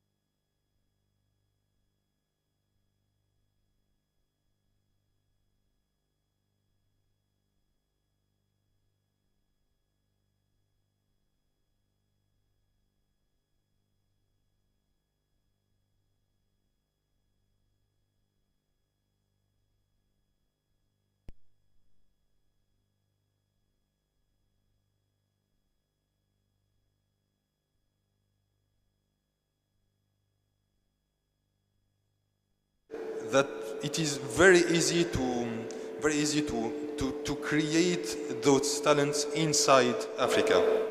So as example, so we are contributing to the first virtual classroom in the world, and it happens in Africa. And you don't really even have to be a very talented engineer. So that's really so easy. But I see your point. So there is really a lack of policy maintaining talents, and probably having a better policy for bringing talents back and making those talents knowledge generators for the others would be really a better policy to put in place. Thank you. Please. I'm really glad you asked that. I'm really glad you asked that question. But there's a bigger argument to this, right? Look, whether we like it or not, globalization is a concept. It's a concept that you cannot go against. Unfortunately, Africa was not at the table when this whole idea of globalization was being discussed. And as such, we missed out on a lot of things that we could have used to impact our quota in the whole story, right? So I hear you, I understand the argument. A big multinational comes to Nigeria and they come along with an expatriate to come and head the social environment. You need to understand the cultural environment and the buying capacity of the people, which can only be learned from the local context. But we need to understand that this has already happened and is not going to go back. Whether you like it or not, globalization is a concept that will still outlive a lot of us here. What do we do to fix the problem? This is where I think the focus should be for African countries and even for us as individuals. I believe strongly in generating knowledge across pools from Africa. I mean, there are people that work with us in my company that are based out in India, in America, across the world. I don't have a problem with that. Where I have a problem is what residual value is being left behind after those engagements have happened. That's where we need to focus on. We need to be able to, as a matter of urgency, start to look at, if I bring in an expatriate to head an agency, what underlying values am I creating as an organization to ensure that when that contract ends, there is enough value that has been transferred to make sure that somebody indigenous can take that. You say a Nigerian must. Is the knowledge good enough? That's number one. We have to be honest with ourselves. The knowledge of the global space and how the economy on the global scale works is not something a lot of us here are conversant with. We're already fully localized to the extent that we don't think beyond a certain level. That's the truth. Let's be honest. Those exposures are important. They are critical. And that is where I think that Africa and the African governments need to be focused on to be able to achieve a way to bridge the gap in globalization. Thank you. Hi. And just to also quickly chip into what he was saying, I mean, in terms of in the world of filmmaking, so what we've noticed also in our own industry is the fact that there is now increasingly a respect and a deference to, I'll use the word loosely, local content. So here's what happens. If, say, Disney or Amazon wants to come and make a film in Nigeria, 8 times out of 10 or 9 times out of 10, they would first and foremost seek out a Nigerian director because it's a Nigerian story. It's only when they cannot find that then, you understand what I mean, you know, they have to now. So what it means is that there is and there will continue to be those conversations around how do we respect, you understand what I mean, and value the people who own this thing, either, you know, and work with them. So it provides an opportunity for us, you know, at least people in my industry, to say, hey, look, those opportunities will come, but when they do come, how prepared are we to take advantage of them? They will come. You know, it's only a matter of time, you know, because again, when you think about it, it doesn't make sense for me to go and tell an Indian's story in India when there are Indians there that can tell their story better. They understand the context, They understand the sociocultural and everything about it. Why should I go there? And vice versa. So those conversations are already being had where they say, why would you want to come here and tell our story? When we are here, we can tell those stories. The question, like you said, is, do we have the skills? Are we good enough? So those opportunities are there to keep, improving, and keep learning. And to your question that you asked about, how do you get started? For me, it's very unorthodox, and I learned from someone who was really radical. Years ago, I had this friend who bought a camera. He's a photographer, and he bought a camera and is a Hasselblad. And when we calculated the value at the time, it was the same price of a BMW. So I said to him, I said, why would you want to do this?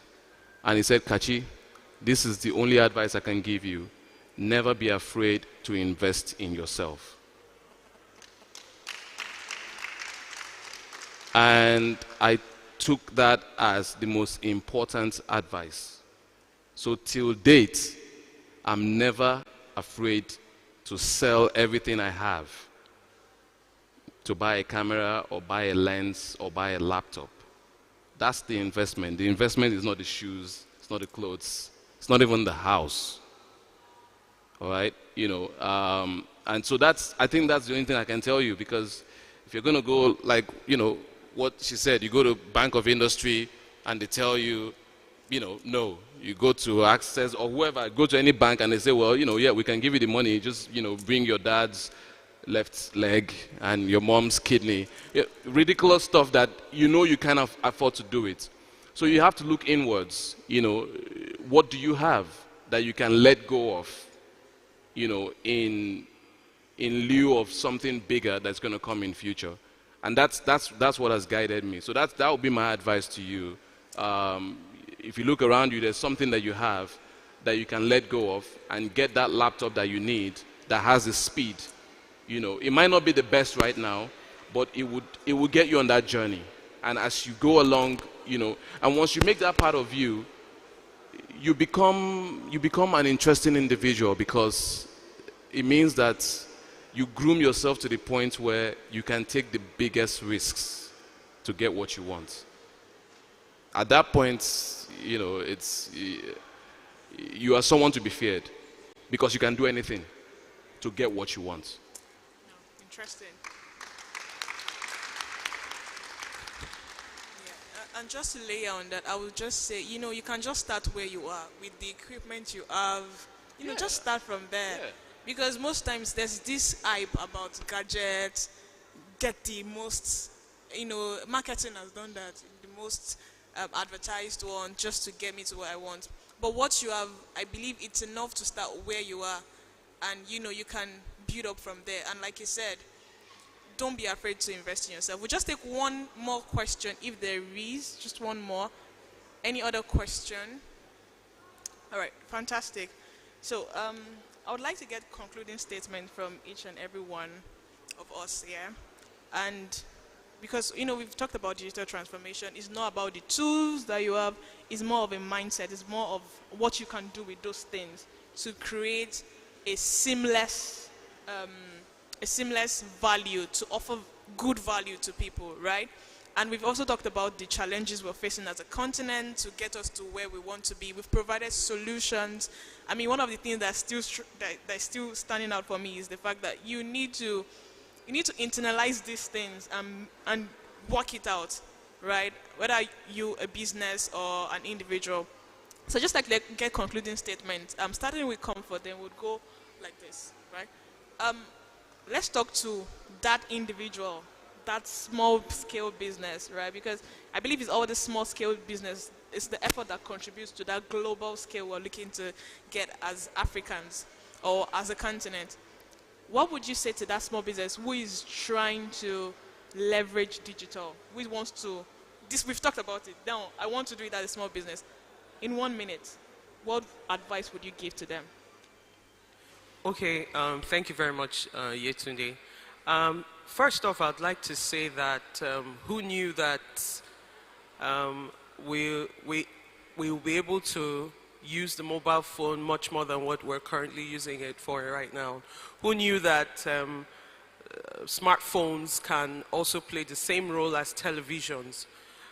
You are a photographer, right, Kachi? I mean, you play in that space. Who knew there was Kodak? And before now, we had dark rooms where you watch films. But right now, from your mobile phone, you take pictures and get the pictures almost immediately. Who knew? Who knew that we could sit in the comfort of our homes and then move from one step to another by just going on an app and booking for a ride?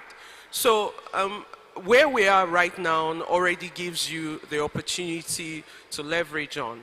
If all you have is your smartphone, what can you do with it besides having conversations, taking pictures, dropping on Instagram? What can you do with what it is that you have available? There are problems around us. Problems will not stop. When you look around you, there's one problem or another. The most important thing is to be able to think up a quick step, something that can solve that problem. For us, it was mobility, enhancing mobility. For you, it's being able to tell a story. For the next person, it could be, I mean, COVID pushed us to a lot of things. I have a friend who works 9 to 5, and just because there was COVID and there was lockdown, she started to she became a personal shopper. You wanted to buy foodstuff. She says to you, don't stress yourself. Don't expose yourself to the COVID virus. Let me do your shopping for you. And now she's on a bigger scale. So she started small. She started with her mobile phone. She started with her WhatsApp contacts. And she started to say to them, look, I can make purchases for you. I can go to the market. I can get myself dirty just to make life convenient for you. So what is it that you have available to you? Make use of it. And like he said, start small and you get there. Thank you.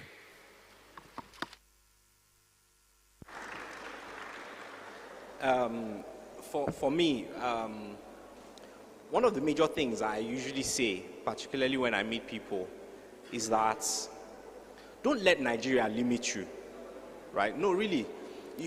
There's a lot of frustration in this country, right? But you don't let it get to you. Always make sure that you're thinking global. Act local, but think global.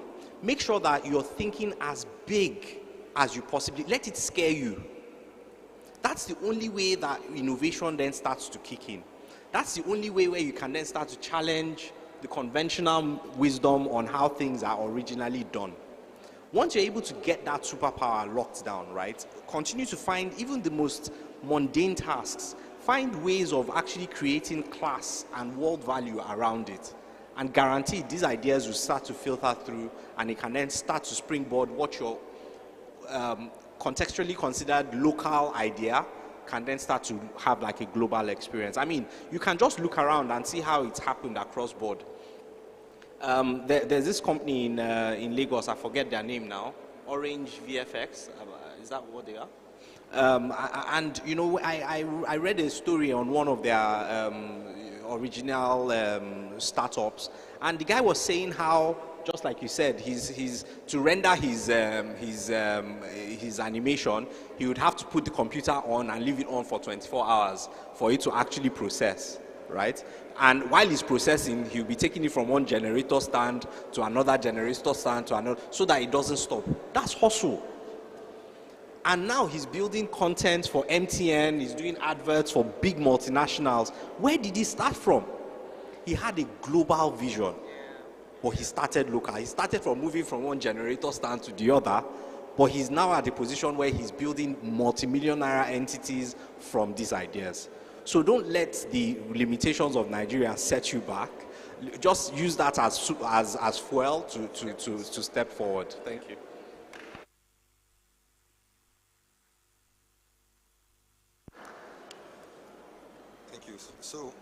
Thank you. So we're talking about the culture and the social. And I think where the digital transformation should make an impact I would say, must make an impact is by creating a kind of digital social commitment act where the digital transformers and the society could live together by making those new values or new digital values accessible to everyone. Not only that, but it should be a project where regulation is involved by encouraging such type of social involvement using or going through digital transformation projects. That's true, we're competing with the world. So my panelist teammate said true. And thinking that the competition is not only local, is global, makes you really invest on yourself and gather the knowledge you need to be competitive. Thank you. For me, I think I'll back 3, 4, 5 years from now and say to yourself, look how far we've come. Just set for yourself achievable goals, little goals, one day at a time, stay consistent. And, the sky is the starting point, as they say. Thank you. Thank you. Thank you very much for that. For me, I would just say, don't be scared to collaborate, right? Because you do not know everything. When it comes to digital stuff, honestly, it can be very overwhelming. All of the tools can come at you, and you might just feel like, okay, so where do I start from? So it's all, get someone who understands. If you do not understand how to leverage all of this to make your business better, get someone who can collaborate with people, partner with foreigners when it comes to digital transformation. Thank you so much for listening. Thank you, Comfort. Thank you, Adil Ola. Thank you, Gazi. Thank you, Kachi. Thank you. And this is where we end the panel session.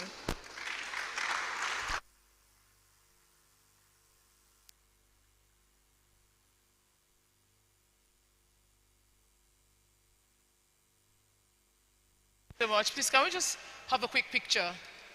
The photographer is over there. Please, just a quick picture. And on the other side. But you can now... Thank you.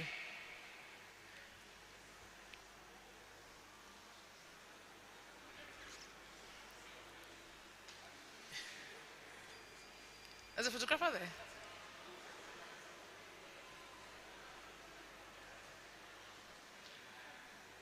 Okay, thank you very much. So I'll just ask Gazi to remain, because Gazi is the CEO of Readvice and he also has a product presentation. So he will just take over the podium now.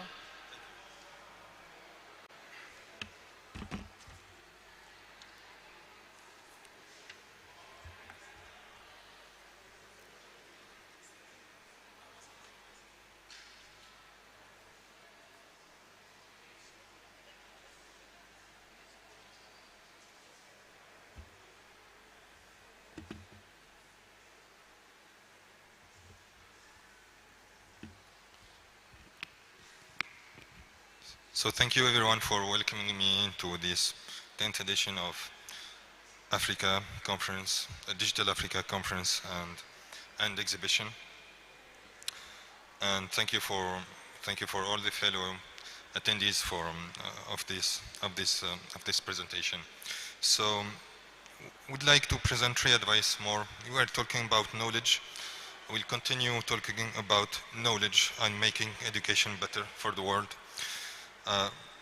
Probably the best way to present Readvice is to present it as a commercial support provider for BeagleButton, and BeagleButton is the first open source virtual classroom. And we were able to kindly reach, especially during the pandemic, about 40 countries in all the continents. Can you kindly put the presentations, please?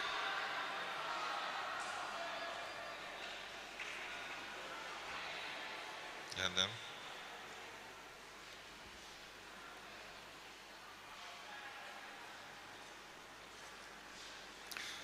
So the pandemic was a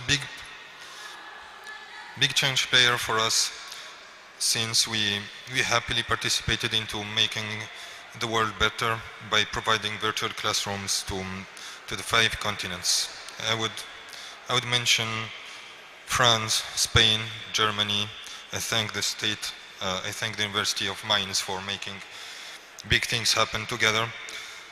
United Kingdom, Denmark, Spain, Saudi Arabia, Brazil, Australia, Netherlands, Sweden, I thank all the customers who trusted us during this pandemic.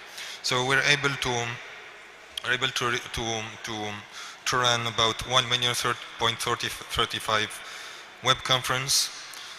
In our hosting environment, we are able to generate 3 million MP4 recordings for the pupils and the students. And they were able to continue learning during the lockdown and after.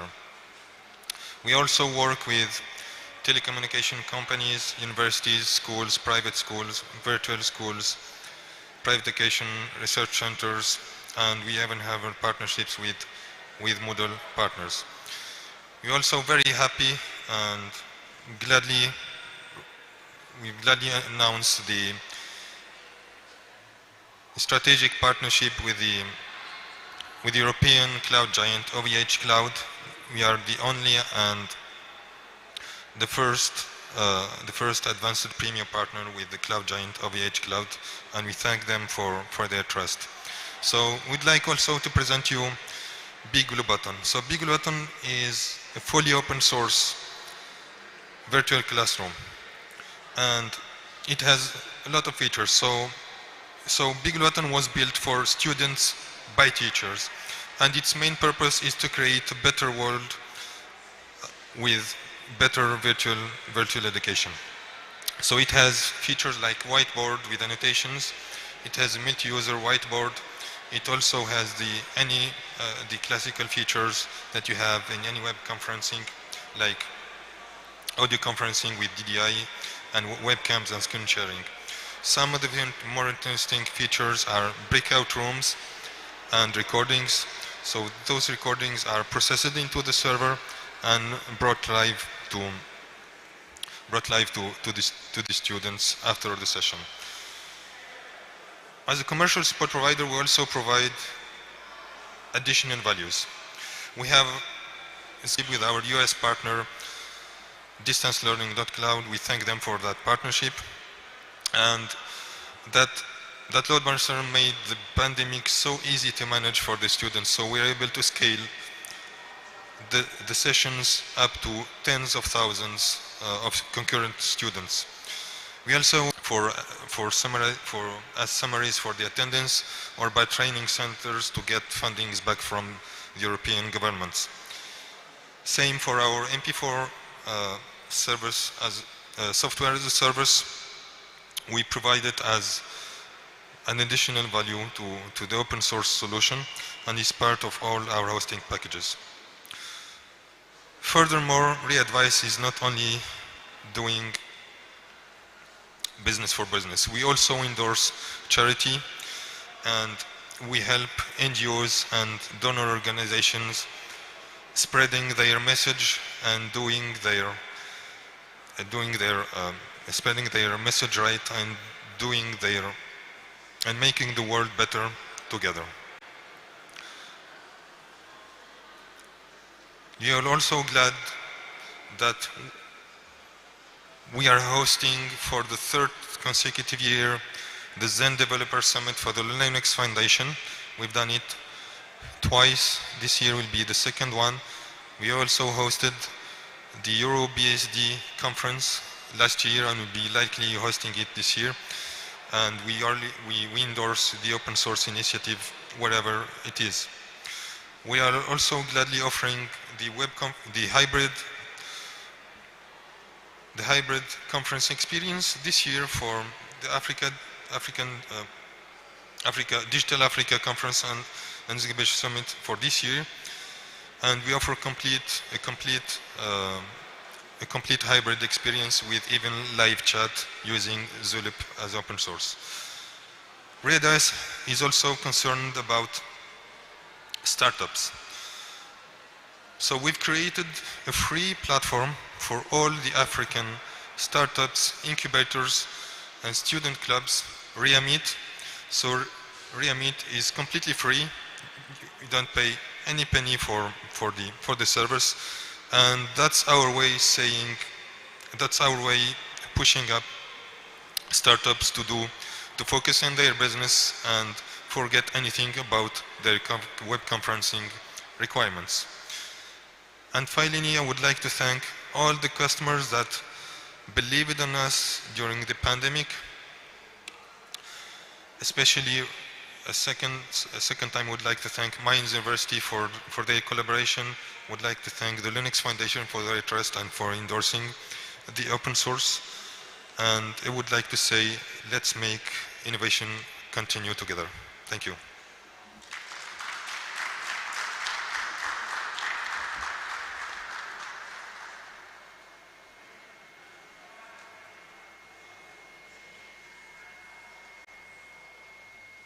Thank you, Gazi.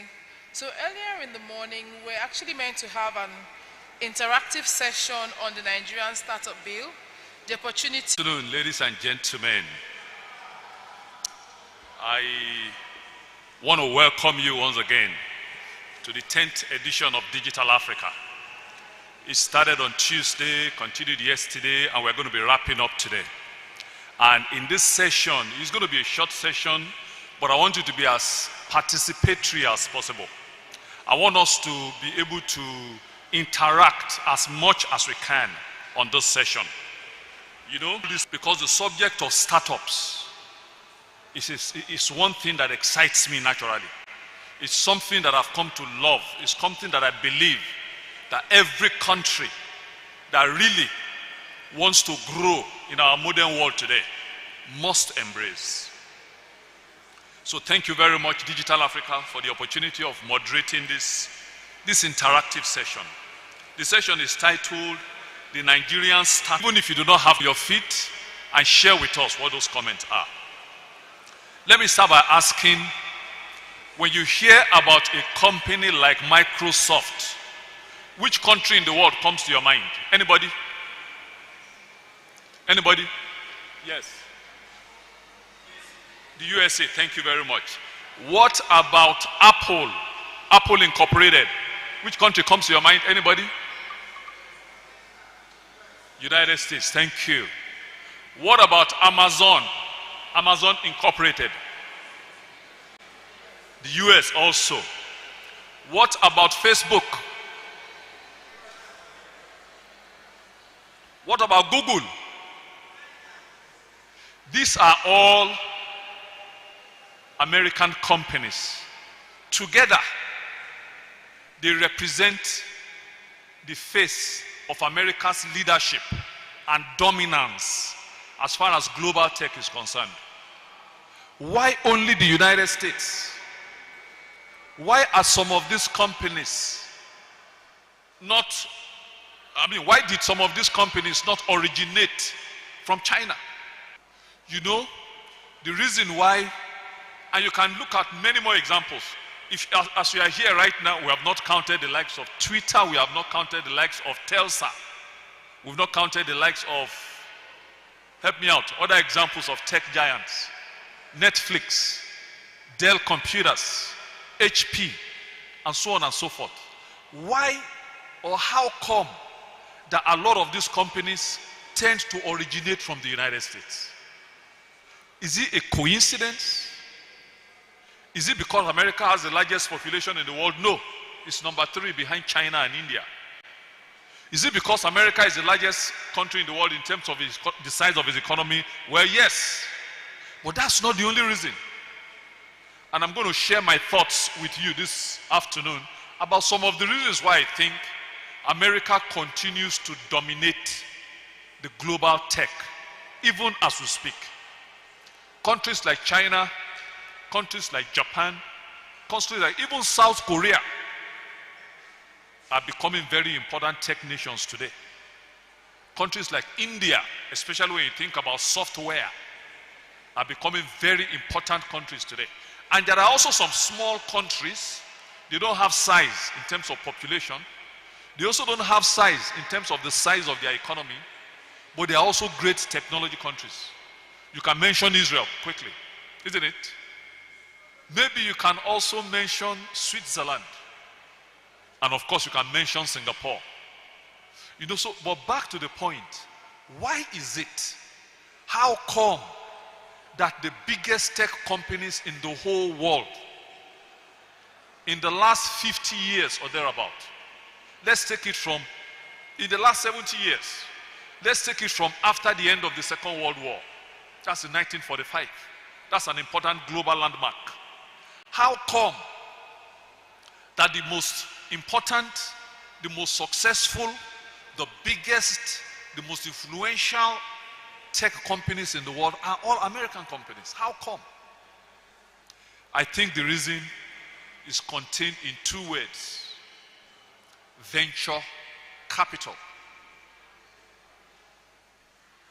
That reason is contained in two words: venture capital. For all of you who have taken time to attend this conference today, especially those of you who are seated today, I want you to do yourself a favor.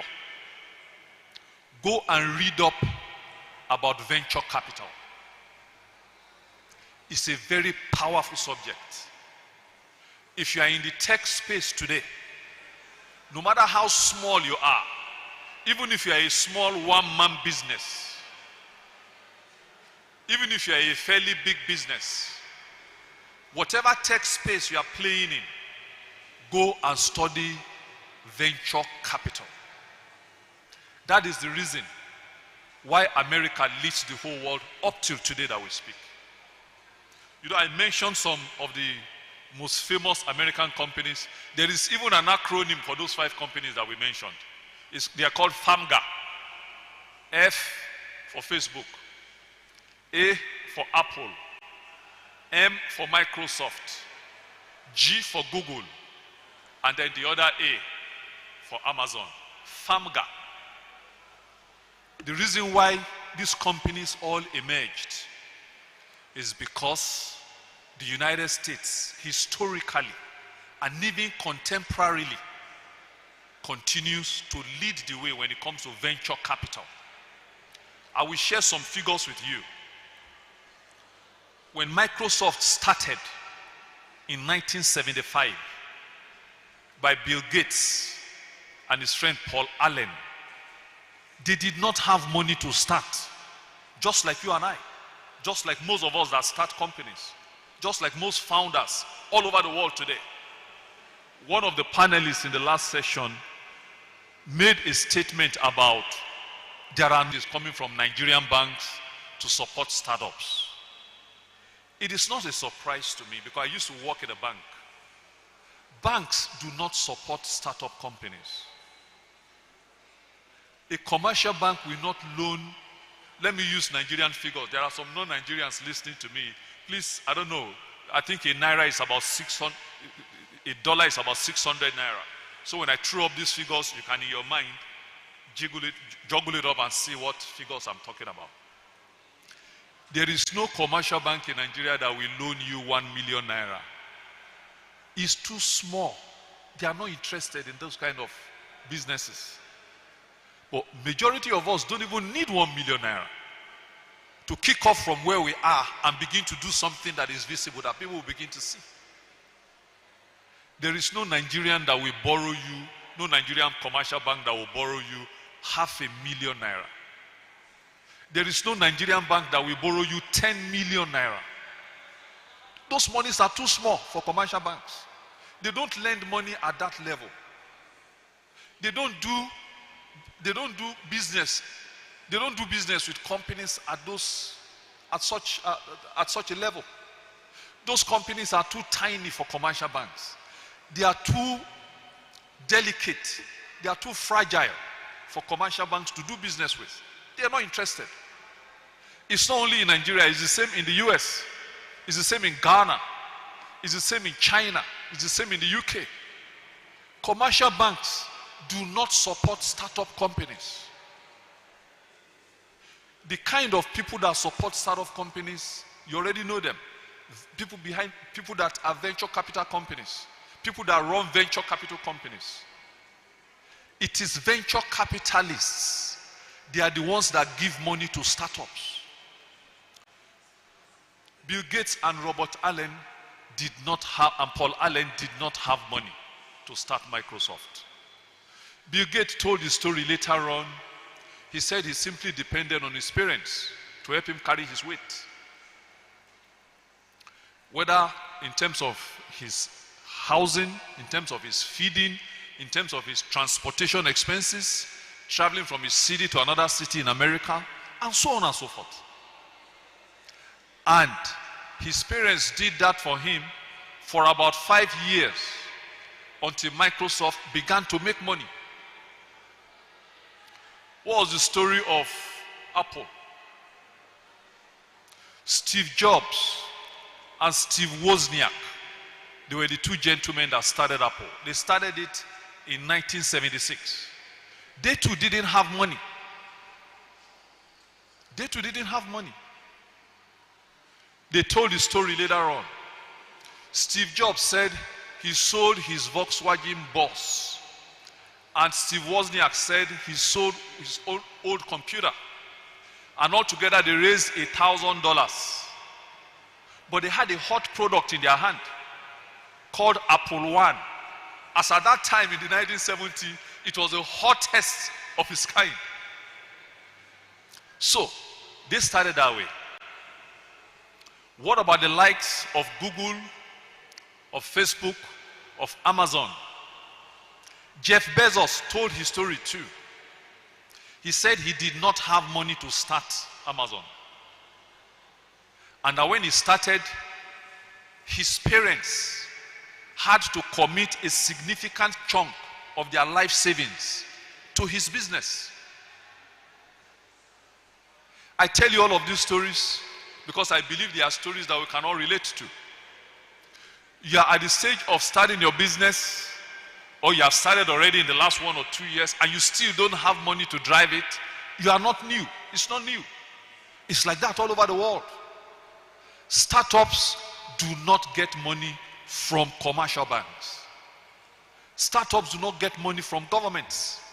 They get money from venture capitalists. What about Google? Google was a bit fortunate. Sergey Brin and his partner, what's his name? 2 of them. They got a venture capitalist who provided them with about $500,000 when they started Google in 1994. A gentleman called Paul Thiel loaned them 500 graduates who were PhD students in the university. He said, look, I like what you're doing. Here is $500,000. In exchange for the money I'm sowing into your business, give me 10% ownership of your company. That's how venture capital works. For Facebook, Facebook too was also similarly fortunate. They got a venture capitalist very early who gave Mark Zuckerberg $100,000. And then from that little money, he started from somewhere. But even though all these 5 companies started in very humble circumstances, but very quickly, venture capitalists, angel financiers, and venture capitalists started supporting them, started promoting them, started putting money into their businesses. And as before you knew it, those businesses started growing. They started expanding. As they became well established in the US, they started expanding abroad. All of these 5 companies that we have mentioned today, all of these 5 tech giants, American tech giants that we have mentioned today, they are all global companies. Let me digress a little bit and say this about Americans. They believe they own the entire world. Americans believe that the entire world belongs to them. Whatever it is they do, their mind is global. Is it a difficult thing to have a global mind? Anybody? Anybody? Let me hear at least one woman and one man. Is it a difficult thing to do something and think about making it available to human beings all over the whole world. That kind, it depends on what. Yes.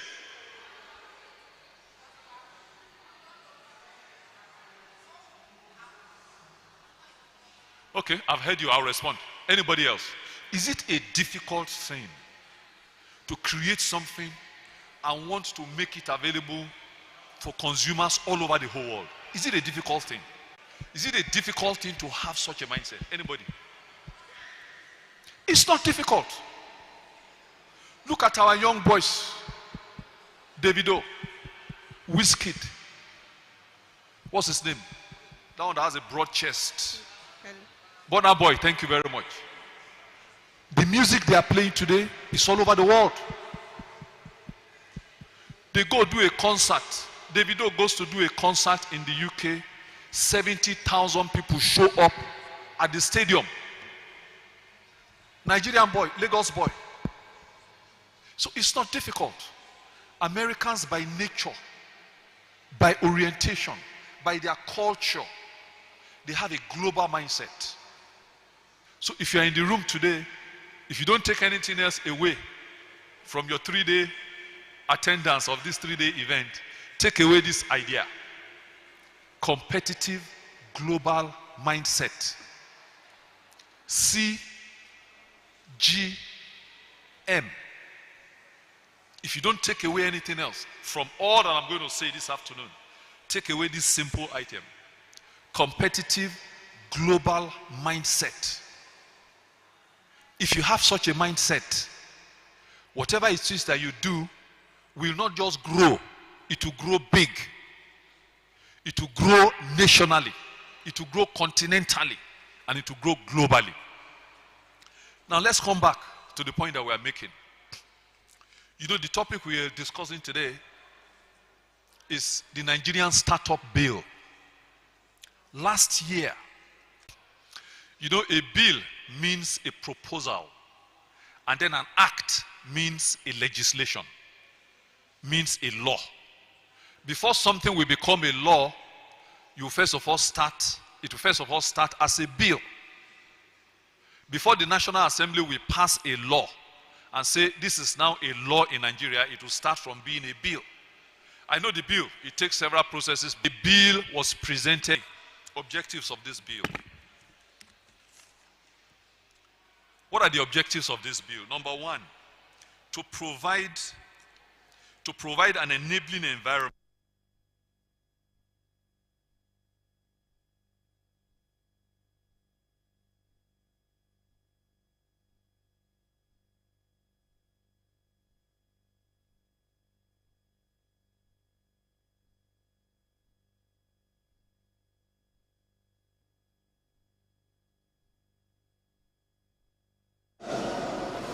announced that in the space of the next 18 months, announced that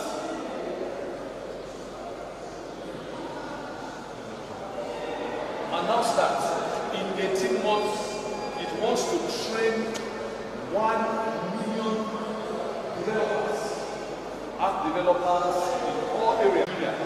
That is a scheme in such a direction. If in 18 months, NITSA is going to train 1 million app developers, and we have 27 states in Nigeria, 36 plus FCT, you don't attend the FCT, functions as a federal government, but at times it also functions as a state. So we have 37 states, please, how many of those app developers? 27. Now, if we are assuming that on average, each of those 76 states will produce 27,000 new developers, new app developers, if we divide that figure by 18 months, NITSA says every month in each of the 37 states, let us train 1,500 developers. That's a huge scheme. In other words, Nigeria is planning, Nigeria is thinking. Because with the startup bill, that we are coming up with, it is not just enough to say we want to encourage a lot more startups to come up. We have to be talking about training people, giving them basic tech education. Somebody talked about you don't have to attend a university degree. I mean, you don't have to earn a university degree or earn an HND. Okay, that's fine. But please, if you can earn a university degree, please go ahead. Please, don't say you are dropping off from the university program, or don't encourage your younger brother or your son or your friends to drop off. We are not free to drop out of the university. He didn't make money.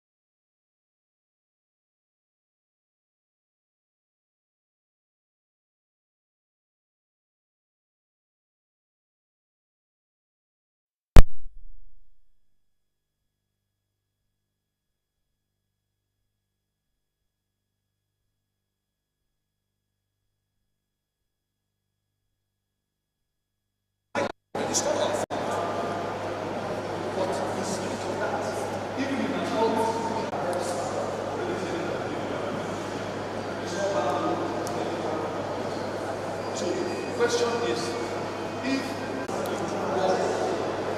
and the goal of the bill already we said it is to encourage startups. All of us, majority of us are startups. To encourage you and to encourage many more to come. Together, take time to position our country as a leader as far as the startup ecosystem is concerned throughout Africa.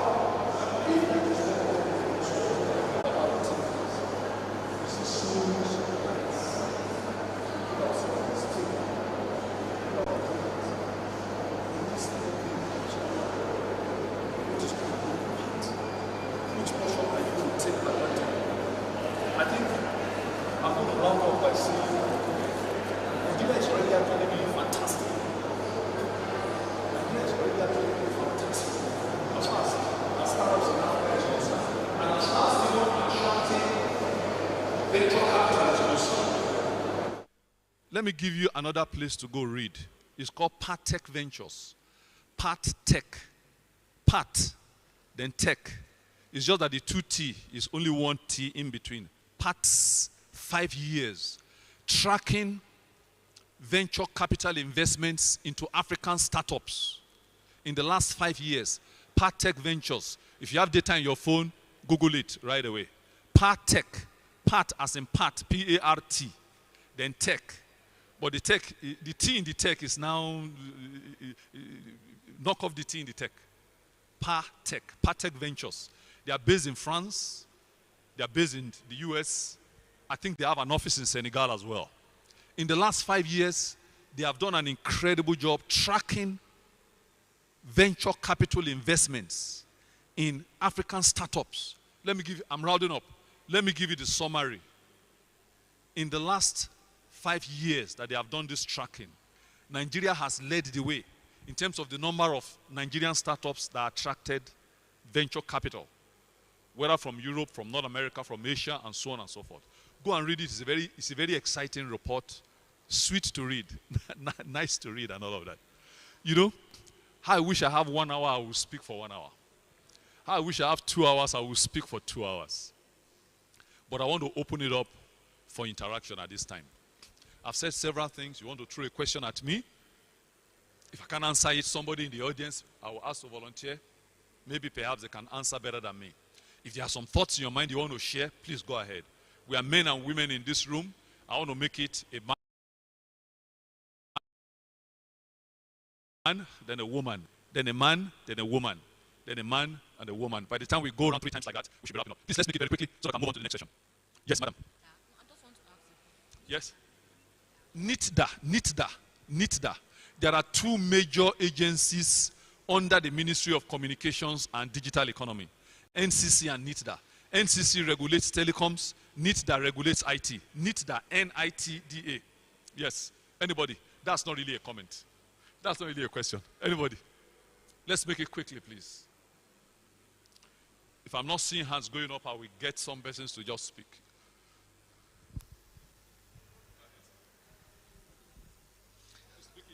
Good afternoon, everybody.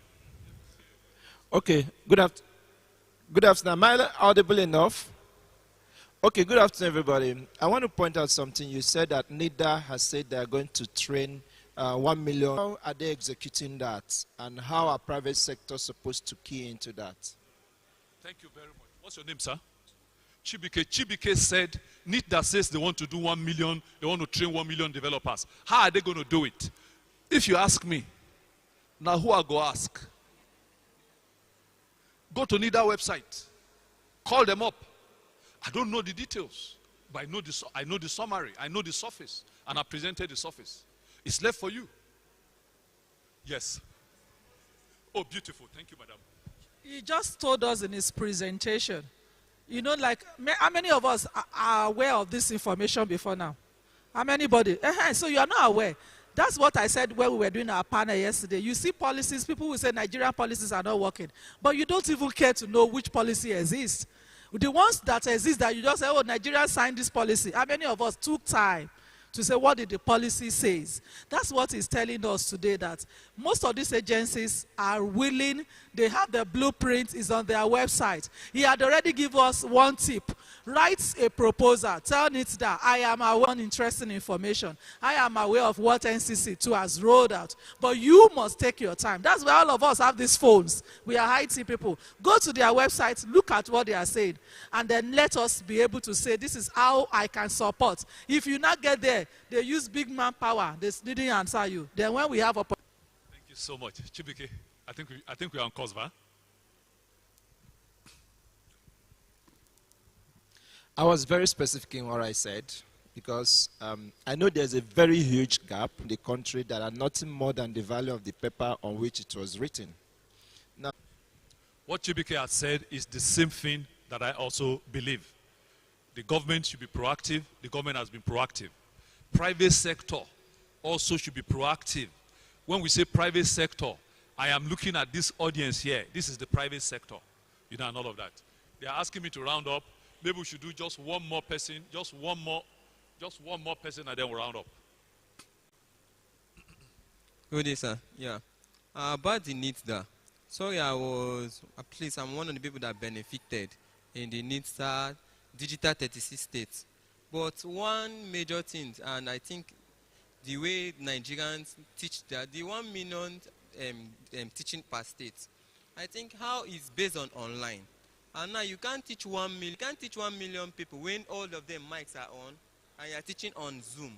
You get? So it can't work like that. The way I learned mine, it's not, I don't know, some people may grab, but and you can't teach somebody a digital something for just 3 days. You understand? The program is just 3 days. After then they give you 5,000 naira. 5,000 naira is not what we need. If they will give us at least, we know how we can get our own fund or capital to develop ourselves continuous. I think since you are close to them, you can tell them to do more better things for us. Because a lot of excitement in the audience, and I thank you all very much. But the summary of this presentation today, the summary is this. Nigeria as a country, we are not doing bad in Africa when it comes to startups.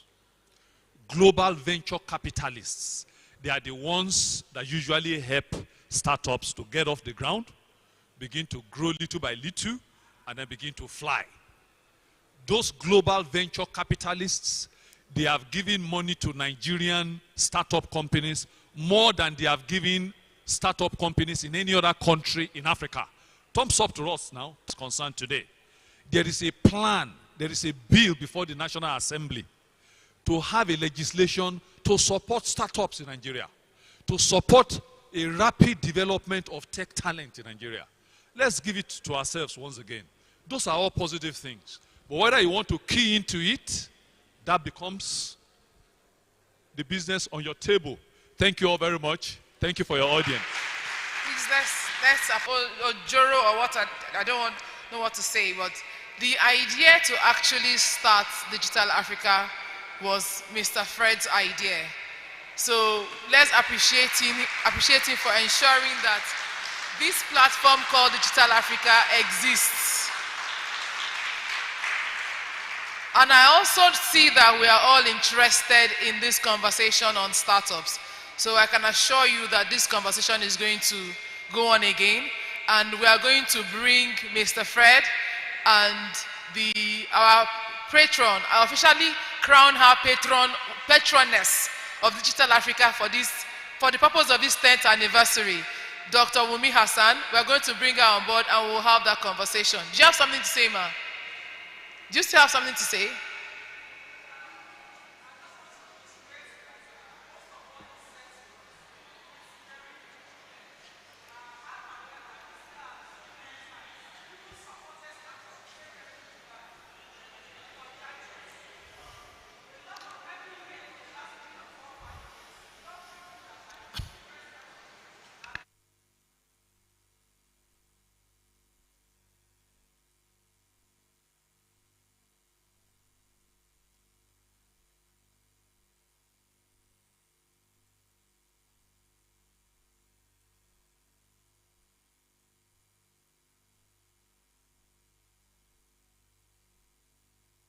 Registration is with Digital Africa, so that whatever is going on in the country, they can send it to us. Make sure that your phone number there probably is a WhatsApp number or your email is correct, so that when there is anything, we get, because the number in Nigeria is not small, 200 million people. Do you understand the figure? Youths, even if we are 100 million youths, before we can get all of this information, it may take a whole lot of time. But whatever network you belong to, make sure that you are following the conversation. And like he said, you know, I was really listening with keen interest. He made us to realize that government may not give you money. Digital Africa, one of the submissions I made to Prof and Doctor yesterday is that CBN is giving funding for fintech. I'm sure we are aware of that. But the interesting part, sir, just like a conference like this, the official of CBN told us that they don't understand fintech to be your software development. All they understood in fintech is that they give money to the guys who are doing POS. You give them 500,000, they make 600,000, their own gain is 70, the bank gets 30,000 extra. Do you understand that? So as they are talking about startup at Nigeria, the guy stood up and told us, we need to NITDA is doing, NCC is doing, is out of their passion to ensure that the industry don't die. Am I communicating? So one of us are saying we want to be hardware developers. We want to produce chargers in Nigeria. Do you know how much money is going to China to import all these things for us every day? Go to Computer Village, you will see how much they are spending. But how many of us, IT people, computer science students, graduates of engineering, how many of us are ready to produce a computer? Even if it's the casing, even if it is chargers. These are capacity development that you mentioned. These are the areas of interventions. Because it is until we start producing that we start getting more money. If you go to China, small children are the ones producing. Families, they are the ones, a whole family is the one producing probably the casing. And they patent it. So the royalty is going to that family. Everybody is buying from them. We cannot all be hardware or software people. Where about the hardware? That's the problem. So academic people, students that are here, please return to school. Make your thesis hardware. You will make more money. Some of us, my organization, she's aware, we started solar panel. We learned it. We started building it from scratch. I have trained more than 2,000 or 3,000 people in the last 2 years. Because people need the new things. This is where we can become disruptive. That's where our startups can make sense. Everybody is doing software. If I ask my brother, software for digitizing education, this other person, the same thing. This other, who will buy your own? That's the problem we have. Everybody is writing software. And when you look at the software, you will see dollar in one place. They have not changed it to naira. Copy and paste. That's what many of us are doing. Let's be realistic. We need to become innovative that if there is a problem of security, let's see security apps that will help somebody when you are leaving your house. Somebody is trailing you. People can trace where you are. These are local problems we can solve. And until we begin to do that, then we are not raising startups. We are only raising people who are doing software of copy and paste. Something they saw in UK, this is good. We should adopt it. And then when you look at those software page by page, you will see some places content they have not edited well. Am I lying? That's the truth. That's what we are seeing in the industry. So we must change it. We must change the narrative. We must make our system work. It will not work from NITDA. NITDA, they are government regulators. Like he told us, the solution must come from me, must come from you. Thank God for a platform like Digital Africa. I'm sure they will promote it. I have your word. I know you will. Thank you, ma'am. Thank you. Thank you, ma'am.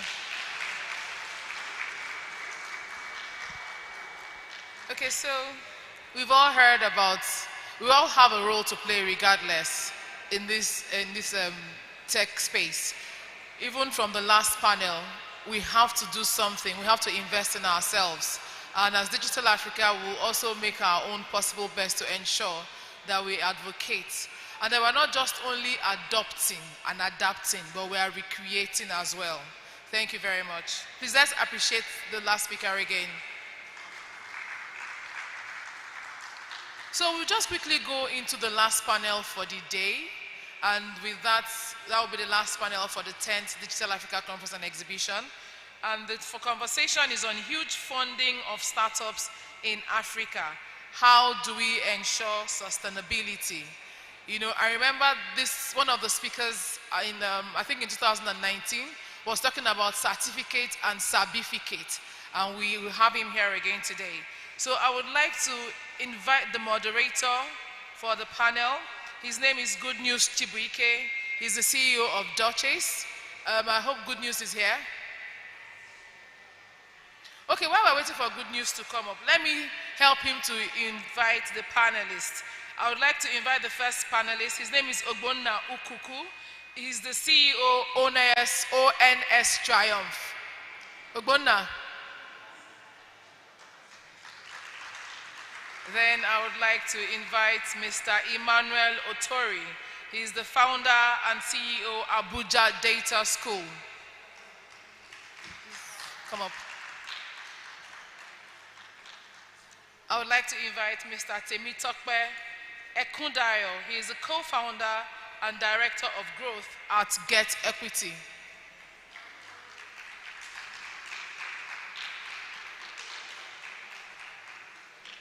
Let's sit on the next one so that the moderator can sit there. Okay, well, that's fine.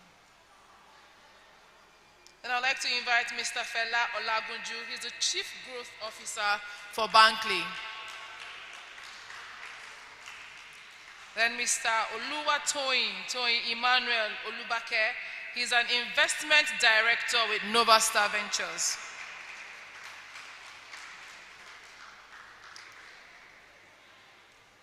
Then I will hand over to Mr. Chibuike Good News to continue with the conversation.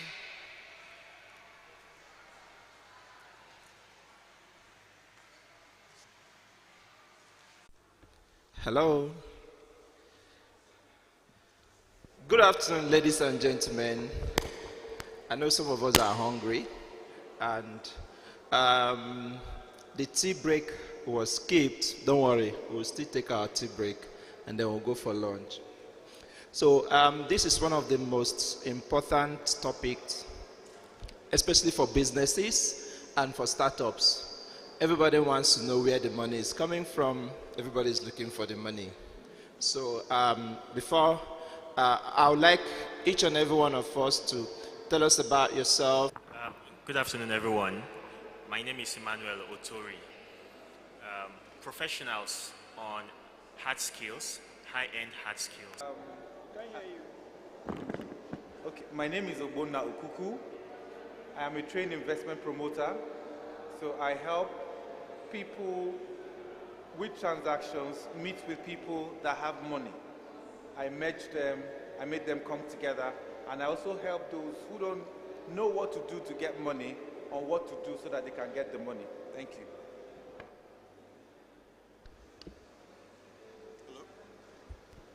Hello? Okay. My name is Oluwatoyin Emmanuel Olubake. I'm an investment director with Novastar Ventures, and we invest in seed to Series A fast growth ventures that have high impact across the continent. Hi, Ekundayo Temitope, Director of Growth at Get Equity. It's a platform that is democratizing the access to venture capital, basically allowing you to invest in startups from as low as $10 and providing venture capital firms like Novastar the back-end operation softwares for them to run effectively. Thank you. All right. Hello. All right. Hello. Yeah, can you hear me now? So before we go ahead, how many of us have startups that are at investment stage? If you have a startup that you're looking for investment, good. That's a question for the audience. Then us on the panel, how many of us are giving money? Or you are giving access to money?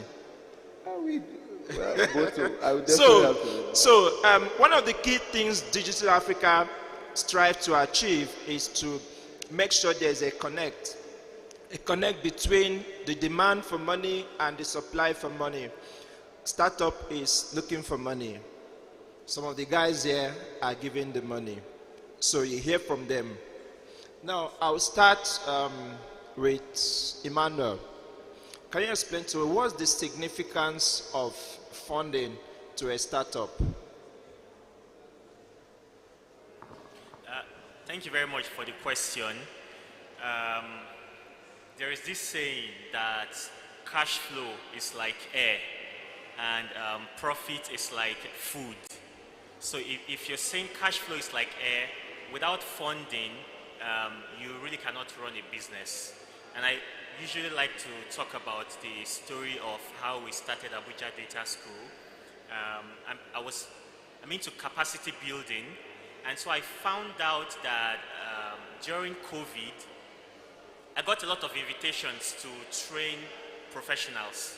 So one of the invitations I got was to train a team at NNPC for 3 days on data science. There was another training with the FCT Service Commission, and there was another training with a big organization. And so it dawned on me that it looked like data science was beginning to be the future, as data is said to be the new oil. And I said, you know what, I had learned this about 4 years ago. What if I decide to build a business around data science?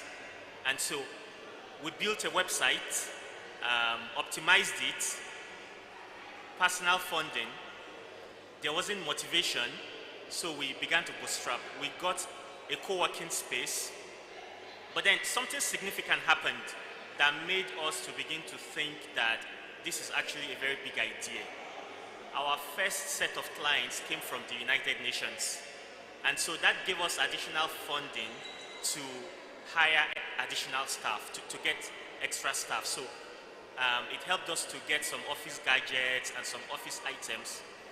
And from that point, we started to grow. So the data school is less than a year. We started last year, July 19. And by December, we realized the office space was too small. It could no longer take us. We moved to a bigger space, where we share same compound with DSTV, and it's been very, very sacrificial having to put in personal funding. So let me get to your question now. Now, funding is really very easy because without funding, we couldn't have done all the things we do.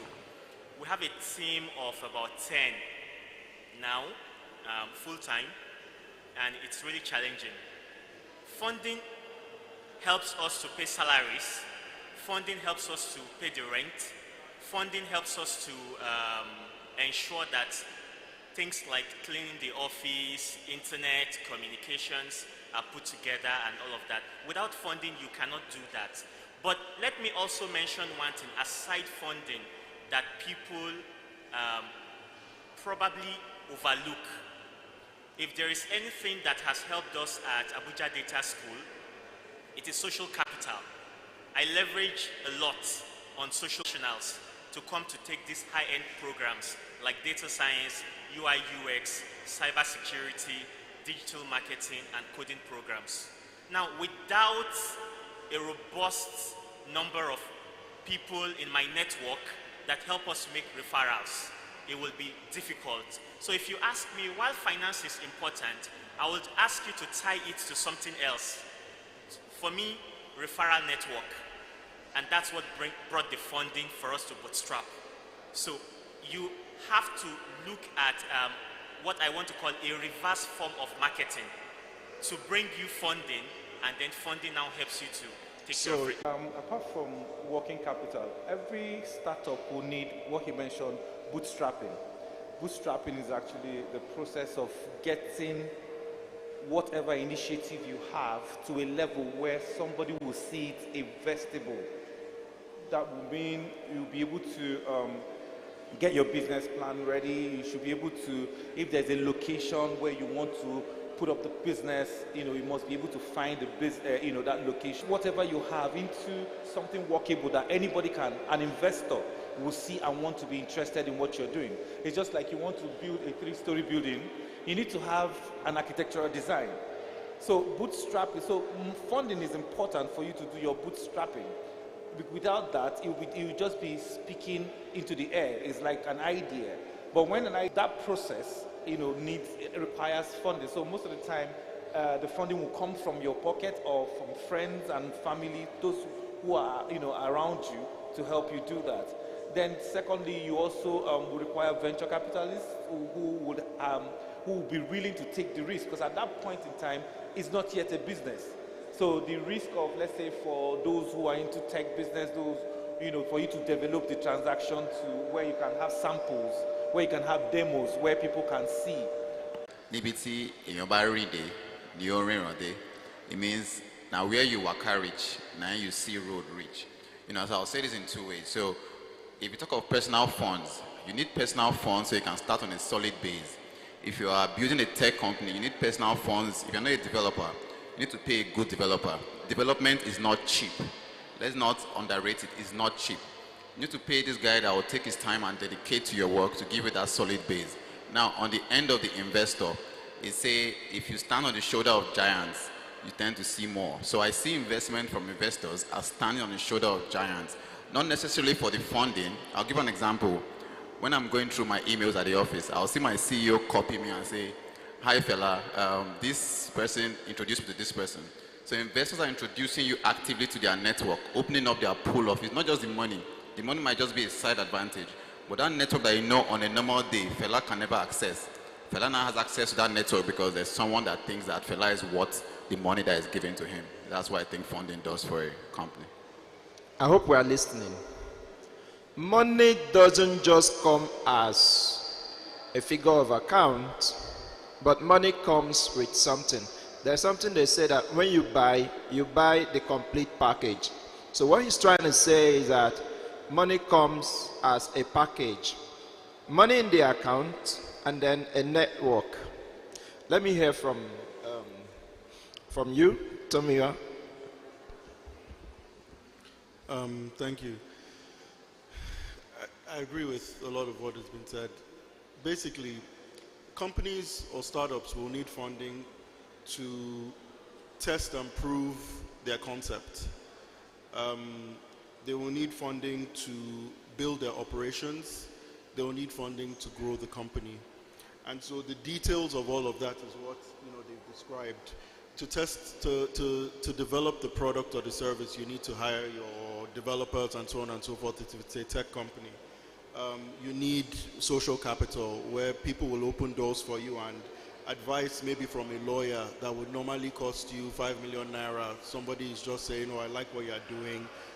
That's how social capital works. And so if you're trying to create value, you need to expend value. And that's why you need funding, to be able to afford the value that you have to expend to create value.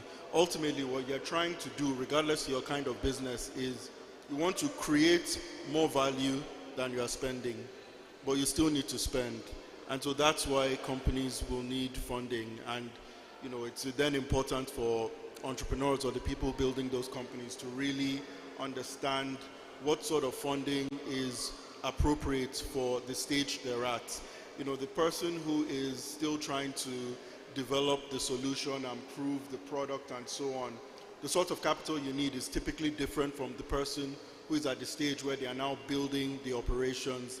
That's different from the sort of capital that somebody needs when they've proven the product, they've built some operations, now they want to start moving from Nigeria to Ghana to Kenya to Egypt to whatever, it varies, but ultimately it comes back to that concept that you're trying to create more value, create value that wasn't there, but to do that, you also need to be able to attract value yourself that can help you do that. Okay. Somebody do you want to say something about that? All right. Interesting question, because I've been into 3 different sides. I've started a business that was bootstrapped, my own personal money. I've raised venture capital. I want it to take you, or time, it will take you to go from 1 to 100, right? Will be faster pushed when you have funding. Because one, you can create a marketing plan that takes you from 0 users to 10,000. Because think about it, which developer is going to come to you and will not take anything less than 300,000-400,000 a month? And think about it, before he finishes developing that product, it might take 6 months. So if you're using the maths, that's about 2.4 million. If you say, oh, let me screen on Talent, let me find anybody. So people say, yeah, go on Fiverr, go on all those places, but it's to a scale that is workable. There will always be bugs in your code, right? But build it in a way that is workable and usable for your system. There's a clear difference. And so the issue here is that startups need funding. Of why the venture capital industry exists. Let me still take off from you. Select this money. Yeah, I want to start that with you. It's supposed to be for Obonna, but I want you to respond to that before he... Very good, great. I'm trying to raise capital. It's, give or take, a very simple... It's not easy. Fundraising is the hardest thing you will ever do as a founder. It's literally, you would have to prove to people beyond definitely doubt. And look, we like talking about the winners, and I like it, but when you look at this case of when these people pitch their ideas to us, I'm sure the Marx, the Bill Gates of this world, when the ideas were still in their head and came to pitch to you, you have told them to walk out of your office, or you have told them no, because it sounded insane, building an operating system till they become mature. So as a founder, the most important thing here, like I said, is in an idea, and if you're coming up in an idea that's very different in the eyes of people or consumers, because that is how you stand out from the noise. The second is how, to what degree are people willing to open their wallet to pay? Even if you have 5, 6, 7, 10 users, it's showing that people want your product. The most important thing then is also how ready you are in terms of, have you at least put in thoughts what the market is saying about your business? The also point is about, to a degree of knowledge, what is lacking in the industry and what you're coming to do differently. Your revenue model might not be interesting at that point because you could be charging and it could not be that very same revenue model that will give you what would become your model. So I don't even really worry about that. Most importantly, look at the team, because the team is everything. How experienced is this team in that market? Now, experience in the team doesn't mean someone that might have 50 years. Great. It might be someone that at least is in that industry that has a very great, unique insight to the industry that most people might not. So I'll give you an example. If you're going to be funding a fintech business, and let's say either the CTO, the CEO, or the COO, right? You don't know you. So it's also good to understand that you should have a bit of depth in the industry you are coming out to talk about. At least a fair knowledge. Oh, I've worked in this industry for years and I've seen gaps that exist. I'm trying to close my gaps with my business. The business model might be unique, industry might be different, but that's why people will hear about us. And as people hear about us, they will want to be interested. And if they're interested, they become customers. And if I can quickly validate that into the highest velocity, I might have a business here. But that's not to say a lot of business don't fail. Many bits to show investors is one, you understand what you're saying. You understand your market. The team is ready and they are facing it.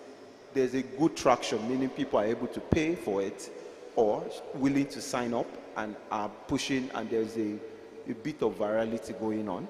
There are people talking about it, people that want to work with you, partners in line that are of notable character. But most importantly, I would also say, you have a product, if it's buggy, but the product is usable. And even, yes, customers might complain, but they are using your product as the first baseline. That helps. I won't be this is not this is not that. And eventually, they might decide. But again, sometimes it's also about how you research. Not every VC will invest in any type of business. People will invest in fintechs. So if you're agri-tech, they will invest in you. And that's because the people they take money from are from that industry, and that's all they know. So you also need to be very sure that you research on your industry and who the person funds and their former portfolio companies. And it's also ensuring that every sign of your business is showing that you are backable. Every sign. The way you coordinate, you're not fidgeting, you're not sure. You're literally sure and communicate that you can deliver. And that is what people want to see. Thank you. All right. That was really deep, as in you're breaking it down one. I specifically said that because you've been working on Get Equity, and that's more like bringing startups to a position where they need to raise funds. So I needed you to respond to what makes them, startups position themselves to receive funding. Okay. Sorry, this question has a small one to it. At what point does a startup need money, and then how can he position himself for that? So there was something he said that it could be at the point of growth, it could be at the money, and then how do you position yourself to get that money? Okay, thank you very much. For those of you, so you need to be very attentive. Investors or investments is like water. It moves to areas of least resistance. So when there are encumbrances, when there are hurdles, they find their way out. What am I trying to say in essence? That attracts more money. Why? Because it's like storm. A storm can flush things away and then move. But when it's water that moves in trickles, it will always find its way. So when there are obstacles, you have a transaction. First of all, what you should do is what I call a product public value proposition. What that simply means, detach yourself from the transaction. Bring in people who are experts to look at the transaction from A to Z. What I am designing, what are the business models around it? Can we have a transaction out of what I have? Transfer strategy. What do I mean by that? If what you are doing is technology driven, like he had mentioned earlier, you must know the environment very well. And because you're a startup, truly you cannot know the environment very well. And this is what I always say. Monies are not given to everybody. Please note, monies are only given to those known. Let me say it again. Money. Why? Because he's known. So my advice is always very simple. Since you are a new product, what you should do is there must be somebody that is doing something similar to what you are doing. Please go and marry that person. What do I mean by marry that person? If you partner with the person, he will be known. You are not known, but your project will fly. You need to also see that there is market for whatever product that you have. And when people tell me, oh, there are 200 million people in Nigeria, I tell them that's not market. If there are 200 million people in Nigeria that cannot buy your, so you need to have a product that a percentage of Nigeria have the financial propensity or capacity to buy into. So that is market, not the population. So number 4, there has to be, which is the most important part, a financial engineering. He was trying to tell me, you need to do an engineering of your finances. It's not cash flow now. I'm talking about when do you need money A, when do I need money B, what kind of product do I need at every particular point in time. So at the time, do I need my uncles to put money? When do I need my friends to bring in money? What kind of monies do I need? Is it partnership? What kind of capital does the person that is coming with? Is the person coming with also, there are some people that you bring into your transaction, EFCC will start chasing you. So these are the kind of things you need to also do your proper, your financial engineering. Know what time should I go to the bank? Because, this is very key. If you have the best Chinese food, right, and you put it in a dog plate, what is that food? It's dog food. It's still the best Chinese food, but in a dog plate, it becomes dog food. What I'm trying to say in essence is, if you have the best idea, best product, and you go and sell it at the wrong time, even if you come back tomorrow, you have created an impression. They won't listen to you anymore. So that's why you need to do a proper financial engineering model to know, when do I go to this uncle that is very wicked? When do I go to this friend that is a skeptic, who does not agree with new things, that is not very what was that word? That is not a risk taker. When do I go? So these are things that your public value proposition will help you, distill. So at the point when these things precipitate, you will now know exactly what to do. Then finally, my people, monies are everywhere. Monies are sitting in different bank accounts. Go and ask your friend who works in a bank. He will tell you there are bank accounts that have millions of naira that have never been touched for over a year. But what do I need to unlock those particular monies? So those are the work you need to do. So if you need to do prayer, pray. If you need to go to any medium, please go. But what you need is a proper design on how to nail it, and as soon as you nail it, you hit it. Because most of the time, you won't even find an opportunity to say, okay, come and pitch. Every time is a pitching time. So let everybody around you know what you want to do. And again, in selling your ideas, this is what they have out there that we don't have here in Africa. Or most places, let me use West Africa, for example. Our trademark system, our property rights system is not yet well properly designed. So when you are giving out your ideas, you know how to give those ideas in such a way that people don't hijack your ideas. But if you ask me, please, whatever it is that we have, just register the patent, register whatever it is before you start talking to people. And please, always have a lawyer around you.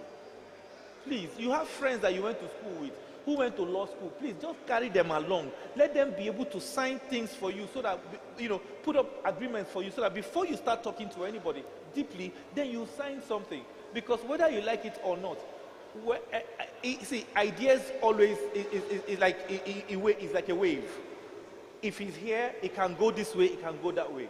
So these are the things, these are the areas. That's why I said, by the time I'm done, the first question you ask, the second question you ask, they will all be tabled so that everybody here will pick up from wherever they want to take the dish from. Thank you so much. Sorry. From all that the panelists have also mentioned, my co-panelists, I think I would like to make a list.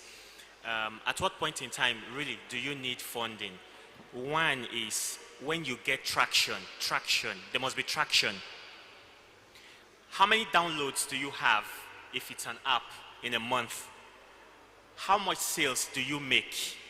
It's too risky for an investor to give you money to build an app, pre-seed, or at whatever stage. There are about 5 different stages highlighted in the design thinking. But there must be a product, there must be traction. So if you're not making money yet, is there growth in terms of downloads, in terms of customer acquisition? These 2 things are very important. An investor is not your friend. So they're not looking at giving you free money. They're looking at giving you money so they can get a return. So no investor wants to lose money. And the guarantee that they're not going to lose money is if you are already making money. For the purpose of one, scaling, and the second, expansion. If you are not yet having traction, either in terms of cash flow, revenue, money, show us you make 1 million naira every month. Show us you have 10,000 downloads. Those are the only reasons investors will want to put in money. Aside that, nobody wants to joke with their money because it's, money is hard-earned. So people are careful giving it out to people who cannot manage it. Yeah, so we have many businesses that are looking for money. And what you're saying is, it's not everybody that will get money, right? So you have to prepare yourself. So who's going to fund your idea stage at the point where you have a fantastic idea, but you don't have enough resources to hire a developer, and you don't have enough resources to take it up? So who's going to fund you at that point? No, for him. Who's going to fund your idea? One is either you have the skill. If you're a developer, then you begin to develop. So if you don't have the skill, can you work for a while so you can pay a developer? There must be a core skill you have that is very unique on your team. If you cannot build, can you be a market? Can you be the chief marketing officer that has a public face who people can easily identify with you? So I cannot build, but I can attract people who will bring the money and let us build. So there has to be something that a founder has. A founder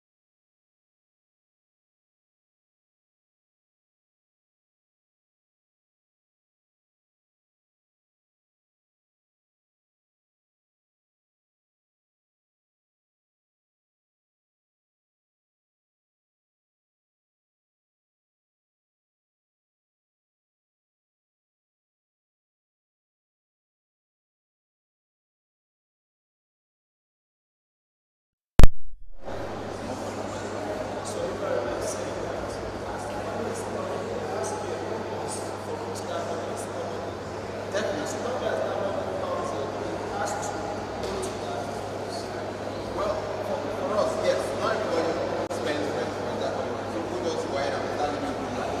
Some people go ahead and increase their salary. Some people go ahead and increase their marketing spend. But for us, what we're asking for, you know what, we need money for this, and for this discount, and we do marketing. So we do it like any person at the bottom makes everything understand.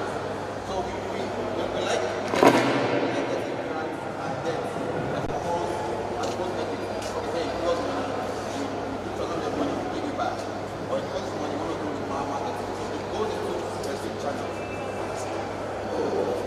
It's okay. All right. This is better. Yeah. So the different channels to a lot of that same to the market as well. You want X amount to do this. If it was to do it now, stick to that brand, but giving you results and return on your investment.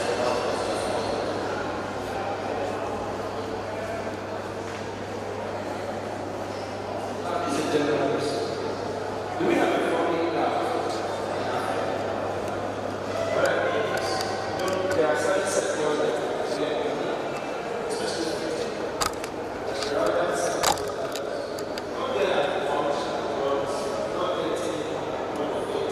are in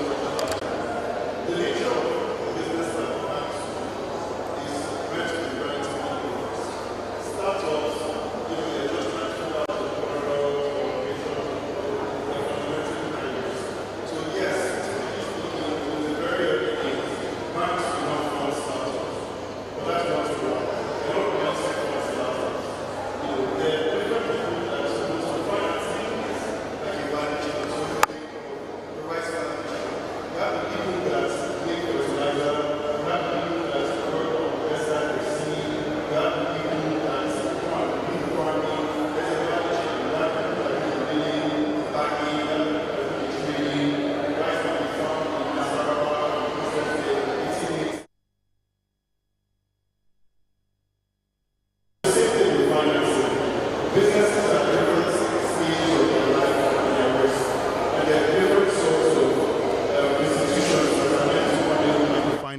At that stage. So when you want to talk about the gap, you also have it's easy to say that it's unfair. From another perspective, I'll explain. You can start to understand why. And there's something that he said earlier that I think is very important when we think about financing. Financing is not about fair. Financing, they need to meet. And so the people who speak best to their objectives are the people that are most likely, not guaranteed, but most likely to get financing. It doesn't matter how legitimate your need is. If you go and speak to somebody and you are not speaking to their objectives, it's not likely you get financing. Nobody will give you money because you need it.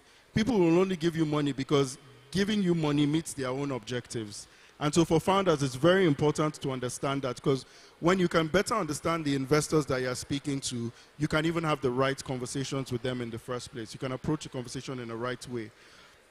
So like to come back to the example about fintech, especially when you look at venture capital, which, that's generally what people think about, speak of when they're talking about tech businesses. It's looking for businesses that can not only grow, but again, to one of the points we're making, grow really fast and grow really big. And so they are looking for people that are thinking about problems at a really large scale, but you have the vision, the capacity, some experience, some knowledge to really tackle that problem. And it's not guaranteed, but as of today, there's a good reason for me to believe why I should support you, right? That's number one. But when you look outside of your own company that you're looking for financing, and you're looking at the end of your consumer, especially when you think about businesses that are serving individuals and not like SMEs or corporates or so on, you're going to need people to pay you, right? And so you then start to talk about how easy is it for people at mass in Nigeria to store money electronically, to transfer money electronically. For, you know, if you are in Abuja, Maitama, if you are in, you know, Lagos, it might be easy. By the time you start to move into the hinterlands, it becomes much harder for people to store money electronically, move money electronically. So a lot of the fintech businesses that are trying to solve some of those problems, the reasons why for a lot of people it makes sense to support them first is because they are providing the rails that everybody else will come and do transactions on. You know, if you want to reach 50 million of the 200 million Nigerians, how many of them have bank accounts today? You need a fintech to come and enable them to have some kind of wallet.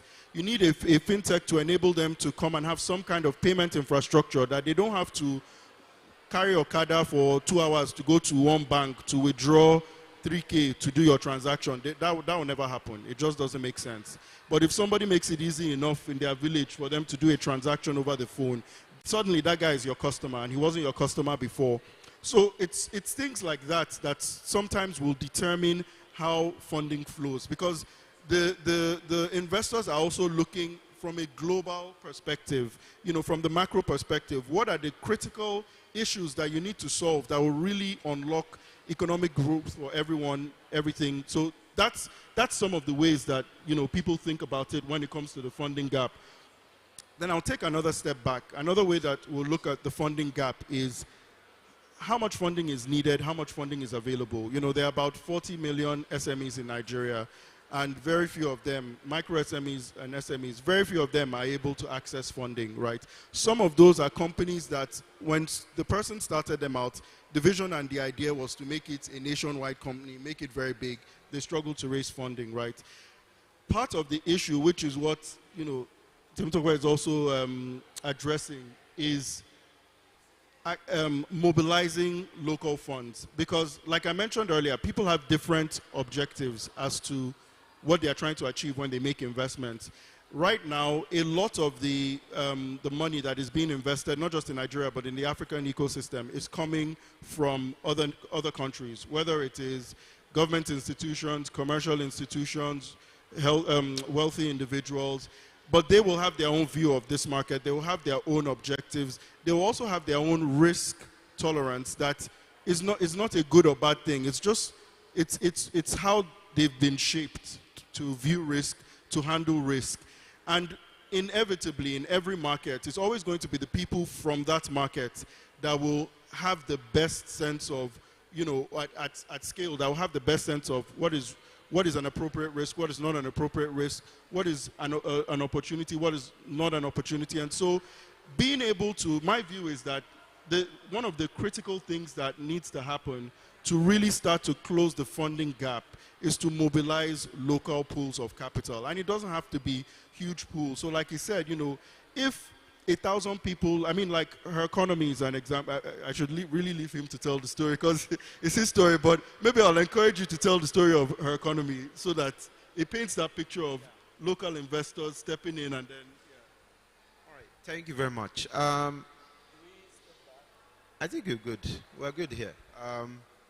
So for us, starting our company, Get Equity 2020, was at the height of, well, 2020 ban, a lot of businesses were shutting down, great ideas, friends dying, and you had only one thought to say, look, you know your friends, you know them, you've worked with them for many years, and it's a sad moment to see people shut down their businesses, and how can we fix it? We've been always tinkering with technology. I've been building businesses for a very long time, tinkering with technology, and we felt, could we find a way to solve this funding gap? Like he rightly said, the funding gap is extremely massive. There's no single way, or a day you don't hear people looking to run a business. And look at the funding gap from a macroeconomic level, the problems of this country, which are opportunities. It's over $150 billion massive gap. That is a gap that no matter how many banks will never fill. So we're already on a disadvantage, even as a country. And then where do we have funding to come from? How long do we need to rely on FDIs? How long? I don't know. But then these are a lot of cases that just look, they're great ideas, they're great people who have great ideas. They've just not been tested. And so we create a way for people to test. And so working with 2 other amazing geniuses, we built a portal to allow people to invest. And it's basically very simple. We're doing the hard work for you. We're sourcing for these companies. We're reviewing them. And then along the line came an interesting opportunity, right?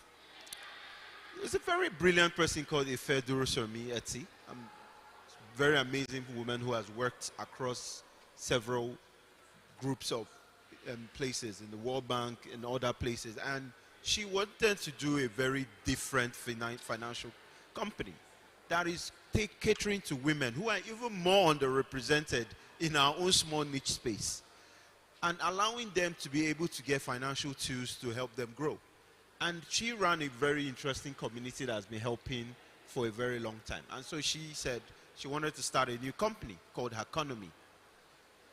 But the problem exists is how can she raise capital? Because at that point in time, a lot of people were not raising. And so they looked and tried. And they said, okay, let's go to UK, right, to set up a campaign online.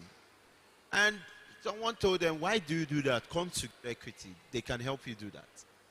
And so they reached out to us, and we said, yeah, we can. And so working with the team, and the company has gone on to raise more funding and is scaling and growing with them. So what it tells us is that local investment is very possible. And what we're trying to do is de-risk it. There's a risk. Startup investment is risky, very, very risky. But the fact is very simple that your money could make work for you. It gets people jobs. It opens a lot of attention to that business. And again, it just helps. So if we can allow for people as low as $10 to invest, then that's what we're doing. So that's our mission, helping everyone here set up simply your widow's mites. Who knows where that business will be? For us, we do the hard work of trying to understand how this business will go. And we've rejected quite a lot of businesses. It's not everybody that we fund. But at least for the businesses we listed, at least 30 so far, we have a very strong understanding of them. We know they will go. That's not to say there's no possibility of them dying, right? But we believed in them, and we know that quite a lot of them would scale. And just interestingly, I mean, you see Bankley, you see most of these businesses. Last year, they were small businesses, but see where they are now in just less than a year. Same thing with most of our portfolios.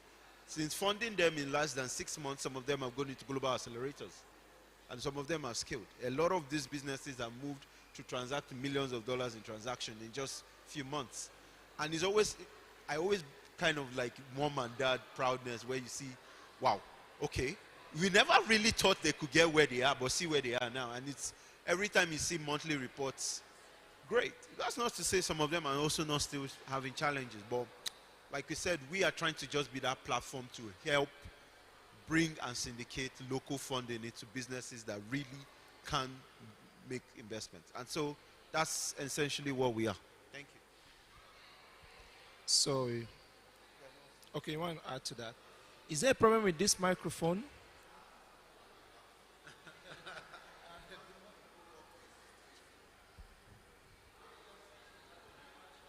Okay, it's fine too. So just a follow-up to what you were saying, I want you to get it about the funding gap.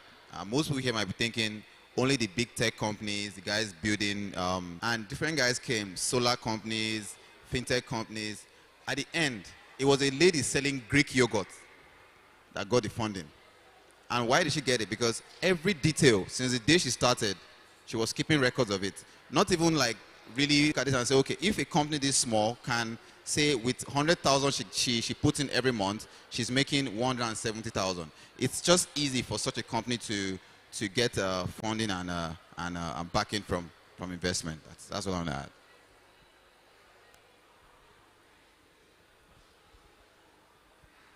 So invariably, there's a huge gap per se, but the availability of fund is also, in Africa, we have very critical things which funding needed to solve. Things like, and we see more funding going to fintech. My big brothers in the space talk. If you look at financial technology, in the space financial technology plays, I can take you 32 different industries. You see things from insurance technology to even us, which is investment technology, to payroll processing, to embedded finance, to banking, to digital banking, to agency banking, to POS banking, right? To money lending, to asset financing, to gaming, to health, to education, to agriculture. Money must move hands. And so the financial technology space is massive. And that's what people need to first understand. That is a massive gap that is solving a massive problem. To even cross-border payments. Most people don't understand how difficult it is to move money out of the country. Nigeria is a very interesting country because I think we've been having, you transfer money and you get the money instantly. That's good. Go to other countries in Africa, where you send money and you don't get money in the next 3 days. In the US, it takes what, 5? T plus 5, yeah.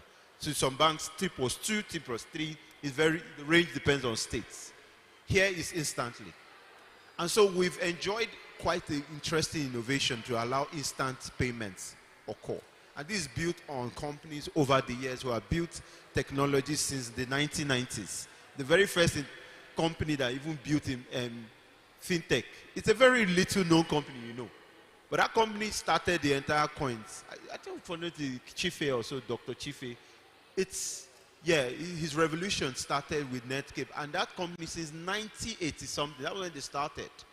And it's building up on them who have built. And we have what? Settlements. We have switches. We have gateways. I could go on and on. There are many of them. The reason why it is popular is because of the case of what they are solving. It's critical. The first rails of development starts with allowing payments occur, allowing merchants to be able to move between each other. When that is solved, or at least to a very good degree, has a differentiation. Other things now lay on it. Payment is the layer of which other things move on. Because any business that wants to start will first ask the question, how will people pay me? So if they fix that infrastructure that you can be paid, then you can run your business, right? But let's even go to the fact of the existing 7. PayPal is still running. There are still fintechs here. The problem is that this financial issue will never be solved. And there is no, when people say it's saturated, I laugh. It's even not 1/10. In the US alone, a 22 trillion economy, there are 8,000 fintechs alone. In Nigeria, there is less than 500 billion. We have less than 1,000 of them. How is that when you look at the gauge?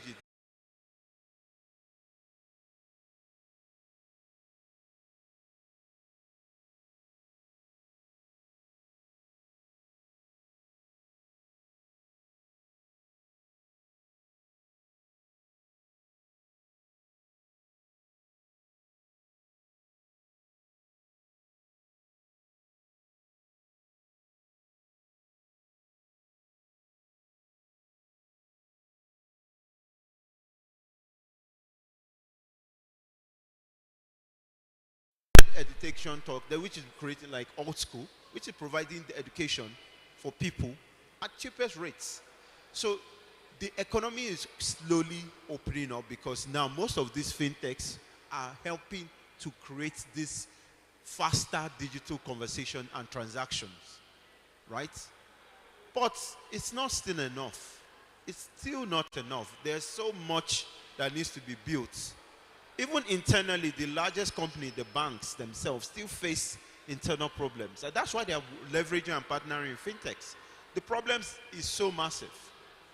And that is why a lot of investors still see, okay, even if this person just takes 1% of the market, it's okay.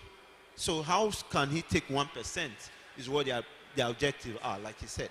But there are some people whose objective is let them own 100% of the market, and they will fund those kind of businesses.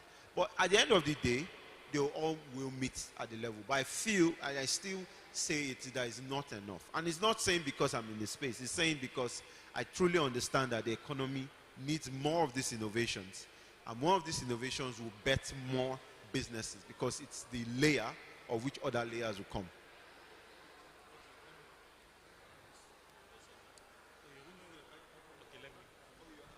Okay, thank you so much.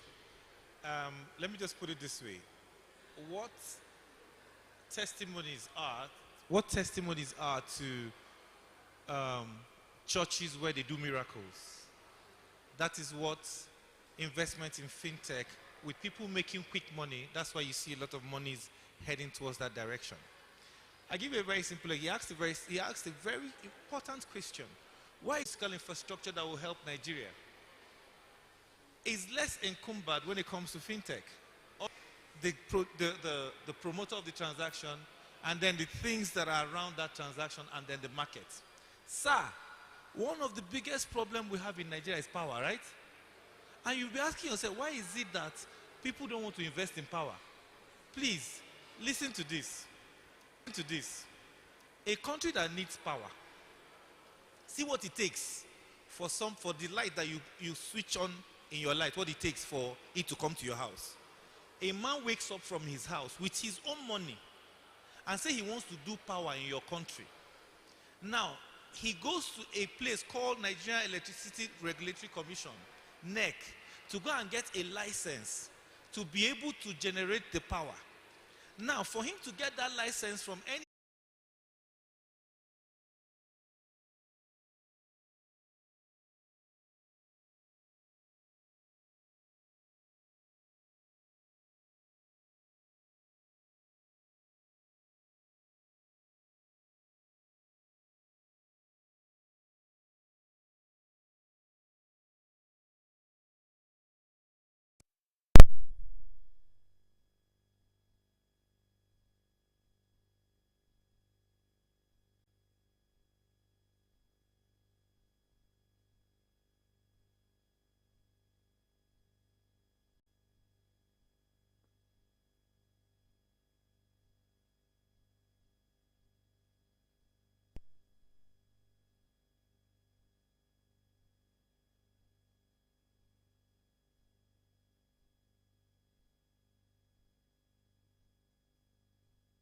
happen. So when they say, I'll give you power, just tell them, oh, they say something else, not that one. You can't do it. So I just said all of this to explain to you why it's easier for people to come towards this direction than where you have to go. And all this is I'm saying, do you know how much bribery you have done? Do you know how many interfaces you're going to have? Even if you don't, do you know what you will go through? You can wake up. It will take you nothing less than 1 year to see your state governor. So these are the things we're talking about. So it is very simple. It's not rocket science. That is why people will rather deal with someone like you who has designed something, who you don't need any NGC, no license. You just start operating. Maybe you need something from Central Bank of Nigeria, which you can deal with one organization, and that is all. And you're good to go. So power is not coming quickly. Sorry, let me.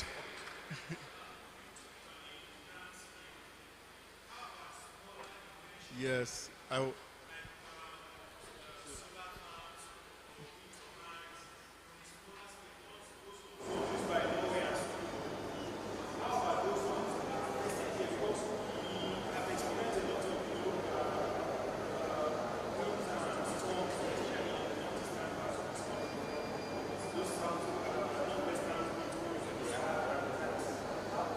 promise you are not going to go to his engine line into from house to house, say, no, we never paid MEPA bill. Are you willing to deal with all of that? When all my payment system will just go and I collect my money without talking to you. Come on. Sorry, just to add to that quickly, because like he said, if you're going to do renewable energy and you want to avoid NERC, you have to keep it under 1 megawatt. Now the problem you will have, and there are a lot of people trying to do it now, is where will you find enough customers that are consuming enough electricity that's going to justify the cost of whatever you want to build there? As of today, there's no proven wind technology that's really small scale. Wind is still big. Solar is your option for now. And with solar, both the people that are doing mini grids, you'll find that, okay, today you're saying they're using kerosene, so on and so forth, give them light. By the time you give them light, so forth, give them light. By the time you give them light, maybe before, in 1 month, they were spending 2K, 3K for power. Now, 2K, 3K 1 week. You'll see that you are giving them light. Light is not on in their house. You go and meet them, you say, why? They say they don't have money. Consumption will go down. Even now, if you like, go to Maitama, go to Ikoyi, diesel is going up. What's happening? A house that you would have entered before, AC blowing everywhere, AC in the toilet. Today you enter there, they've removed the AC.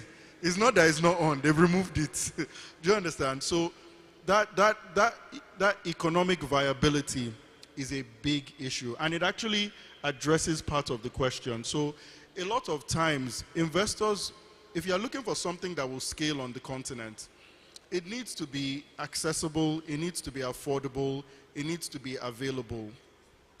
And transacting for it also needs to be all of those things. Now, if you've ever tried to do any kind of trade or business, can you raise your hand? Any kind of trade or business, can you raise your hand? If you found it very easy to collect your money from people, keep your hand up. See, one of the things that me personally, I think fintechs enjoy from is most times their revenue is part of the transaction. They are not going to beg anybody to collect their money. You use Flutterwave, they've collected their money. End of story. You don't have to see them, they don't have to see you. Now you want to go and sell renewable energy, they have collected your lights. Every month you go and meet him, Oga, please, please. It's just 1.5, please, Oga, please. By the time they finish negotiating for 2 hours, you collect 800 naira. You're not going to start begging other people for your 1.5. Those things, at the end of the day, if you were the investor, let's say you have gone and done solar, it has shown you Pepe. Me, I now come and tell you, I want to come and do solar. Will you give me money? Don't lie.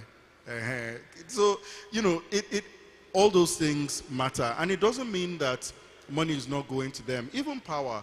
At the end of this one is not elevator pitch. You will talk, die. Do you understand? So, different type of investors for different type of things. Even within venture capital, you will find that there are investors that weather forecasting, not yet. Do you understand? So it's things like that that sometimes factor into the picture. But even then, do you understand? You can do everything right and then you will just hear tuta absoluta, all your crops are grown. Okay, you get insurance. Insurance will cover some of your loss. They don't give you everything and they don't give you upside. Investors was yielding maybe 1.7 tons per hectare of maize here. We've been working with them. Now they are 2.1. You're adding value. You know, so people can then start to think about the risk. If you're adding that much value, maybe if there are some losses, because you're adding value, it might reduce the impact of the losses over time. Do you understand? So there are investors that will understand different sectors and they are willing to take the risk. It comes back to what I was saying about really understanding the different investors that are out there. What are their priorities? And then is what you are doing something that is aligned with their priorities? And if it is, then those are conversations that you can start. But if it's an investor that will only do Flutterwave and Paystack, and you are coming to do agriculture, then of course it's not a match. So it's part of the work that needs to be done. And even with all of that, we still admit that there's still a huge funding gap. So it's not to say that there's an investor for everything today, but there is a lot more going on than fintech in the ecosystem. One is fintech, I'll tell you, is the next Paystack. Another one is agriculture. there's nothing for me to tell you is the next. You've not heard of any agricultural business I hear. If I tell, Olam is not a VC company. Do you understand? Olam never raised VC. That wasn't the kind of money they raised. Do you understand? So where will you give me, where will you tell me that, oh yeah, the money you're giving me, you should put it? Possibility your money can do X, Y, Z. And it's so far based on, sorry, okay. You can't afford story. Like integrity is yes or no, you know, things like that. We also want to look at your capacity. What, like they said earlier, what sort of value are you bringing to this business? You know, I love the example he gave about the SEO optimization. So he could not build the tech, but he knows that once the tech is ready to get it on the front page of Google, that's one he can do. So I love thinking of value, not money, because money is it's a very finite way of thinking of value, but value is broad. Money is a form of value. If people can see that you and your founders have value to offer, you understand the problem that you're trying to tackle, and you have something relevant to address that problem, it becomes a more interesting conversation for people to... And then we put it into all we've learned, and then we scaled up. What I can call bad money is if, okay, you have this bright idea and you say, hey, I want to do this, and then they tell you, before you can do this, you need to go to CBN, you need to go to NIBS, you need to do that. And then you start to look for money to do all that. You've not tested how that channel can work. And then you get this money and then you see that, oh wow, there are a lot of mistakes you've made. So that's why I'll say, for me, I don't know what bad money is. Yeah, thanks. Okay, for me, bad money is when you just started a business and there is too much money in your hands from investors without yet knowing whether it's sustainable or not. So a person who hasn't been exposed to money, let me give an example, who I know, used to be a friend, but because of the person's lifestyle, I decided we cannot be friends again. Uwin did a project, he got 10 million naira. The World Bank did a project, he got 7 million naira. 5 years after, he's calling me to ask me to loan him 15,000 salary. So that's premature exposure to money, that's bad money. But if this guy had gone through the process, if he had bootstrapped, if he had used his own personal funding, and then he gets this money, he wouldn't make that kind of mistake. He wouldn't get into frivolous spending. And that's why I think it's also important for venture capitals and whoever is giving out money to have enumerators paying developers from India, and the 10 million is nothing when you want to pay developers working on an hourly basis. So you also want to depend on capacity building like we discussed on day one, because a person who doesn't have capacity, when you give them the money, a particular research says that over to people who have never been exposed to that kind of money before. So to me, that's bad money when they haven't had access to that volume of money, and then they suddenly find $2 million in their account. So it's necessary in order to... Another good... Okay, my perspective is different, because if you're looking at it, if you're from the space of venture capital, it's about trust. You take money from everyone. Most people here want to take money. But I always advise, as they are running due diligence on you, you run on them. There's things called PEPs. PEPs means politically exposed persons. PEP list. PEPs means politically exposed persons. PEP list. There's actually even a list that you have. And that's why fintech is there, because some fintechs provide those lists of people who are politically exposed. You might not know you that person. Now you've drawn your business and now table, which is the capitalization table. That's who owns what in your business. And then the cost of that person. What has happened? Billions. And then they know that one day they'll get profit. Just one person who has opened 1,000 SIMs. The Uber story when Uber came in Abuja, in Lagos, in boats, if they tell you what they faced, you would be shocked. Very few. I know when it comes to money, everybody is interested. Where is it coming from? Okay, let's take your own. My name is relationship where our thesis, we don't invest in this thesis. Please bring them our way. There's accelerators, there are hubs, they all have those network and sharing. Even the analysts who analyze have some loose. In more professional balances, there are some VCs that have a network. There's an association that exists, right? But we are angels. Angels are very early stage, beginning stage before venture capital, which takes a more heavy check. So kids are in different silos, but yes, they do exist. Just coming all the way from Lagos to this place is a worthwhile thing, and I'm happy you, and also thank.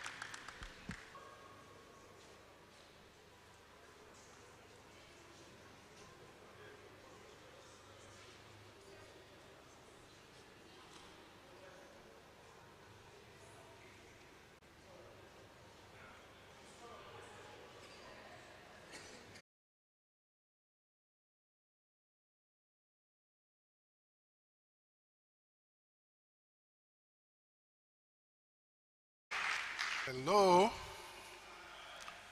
ladies and gentlemen.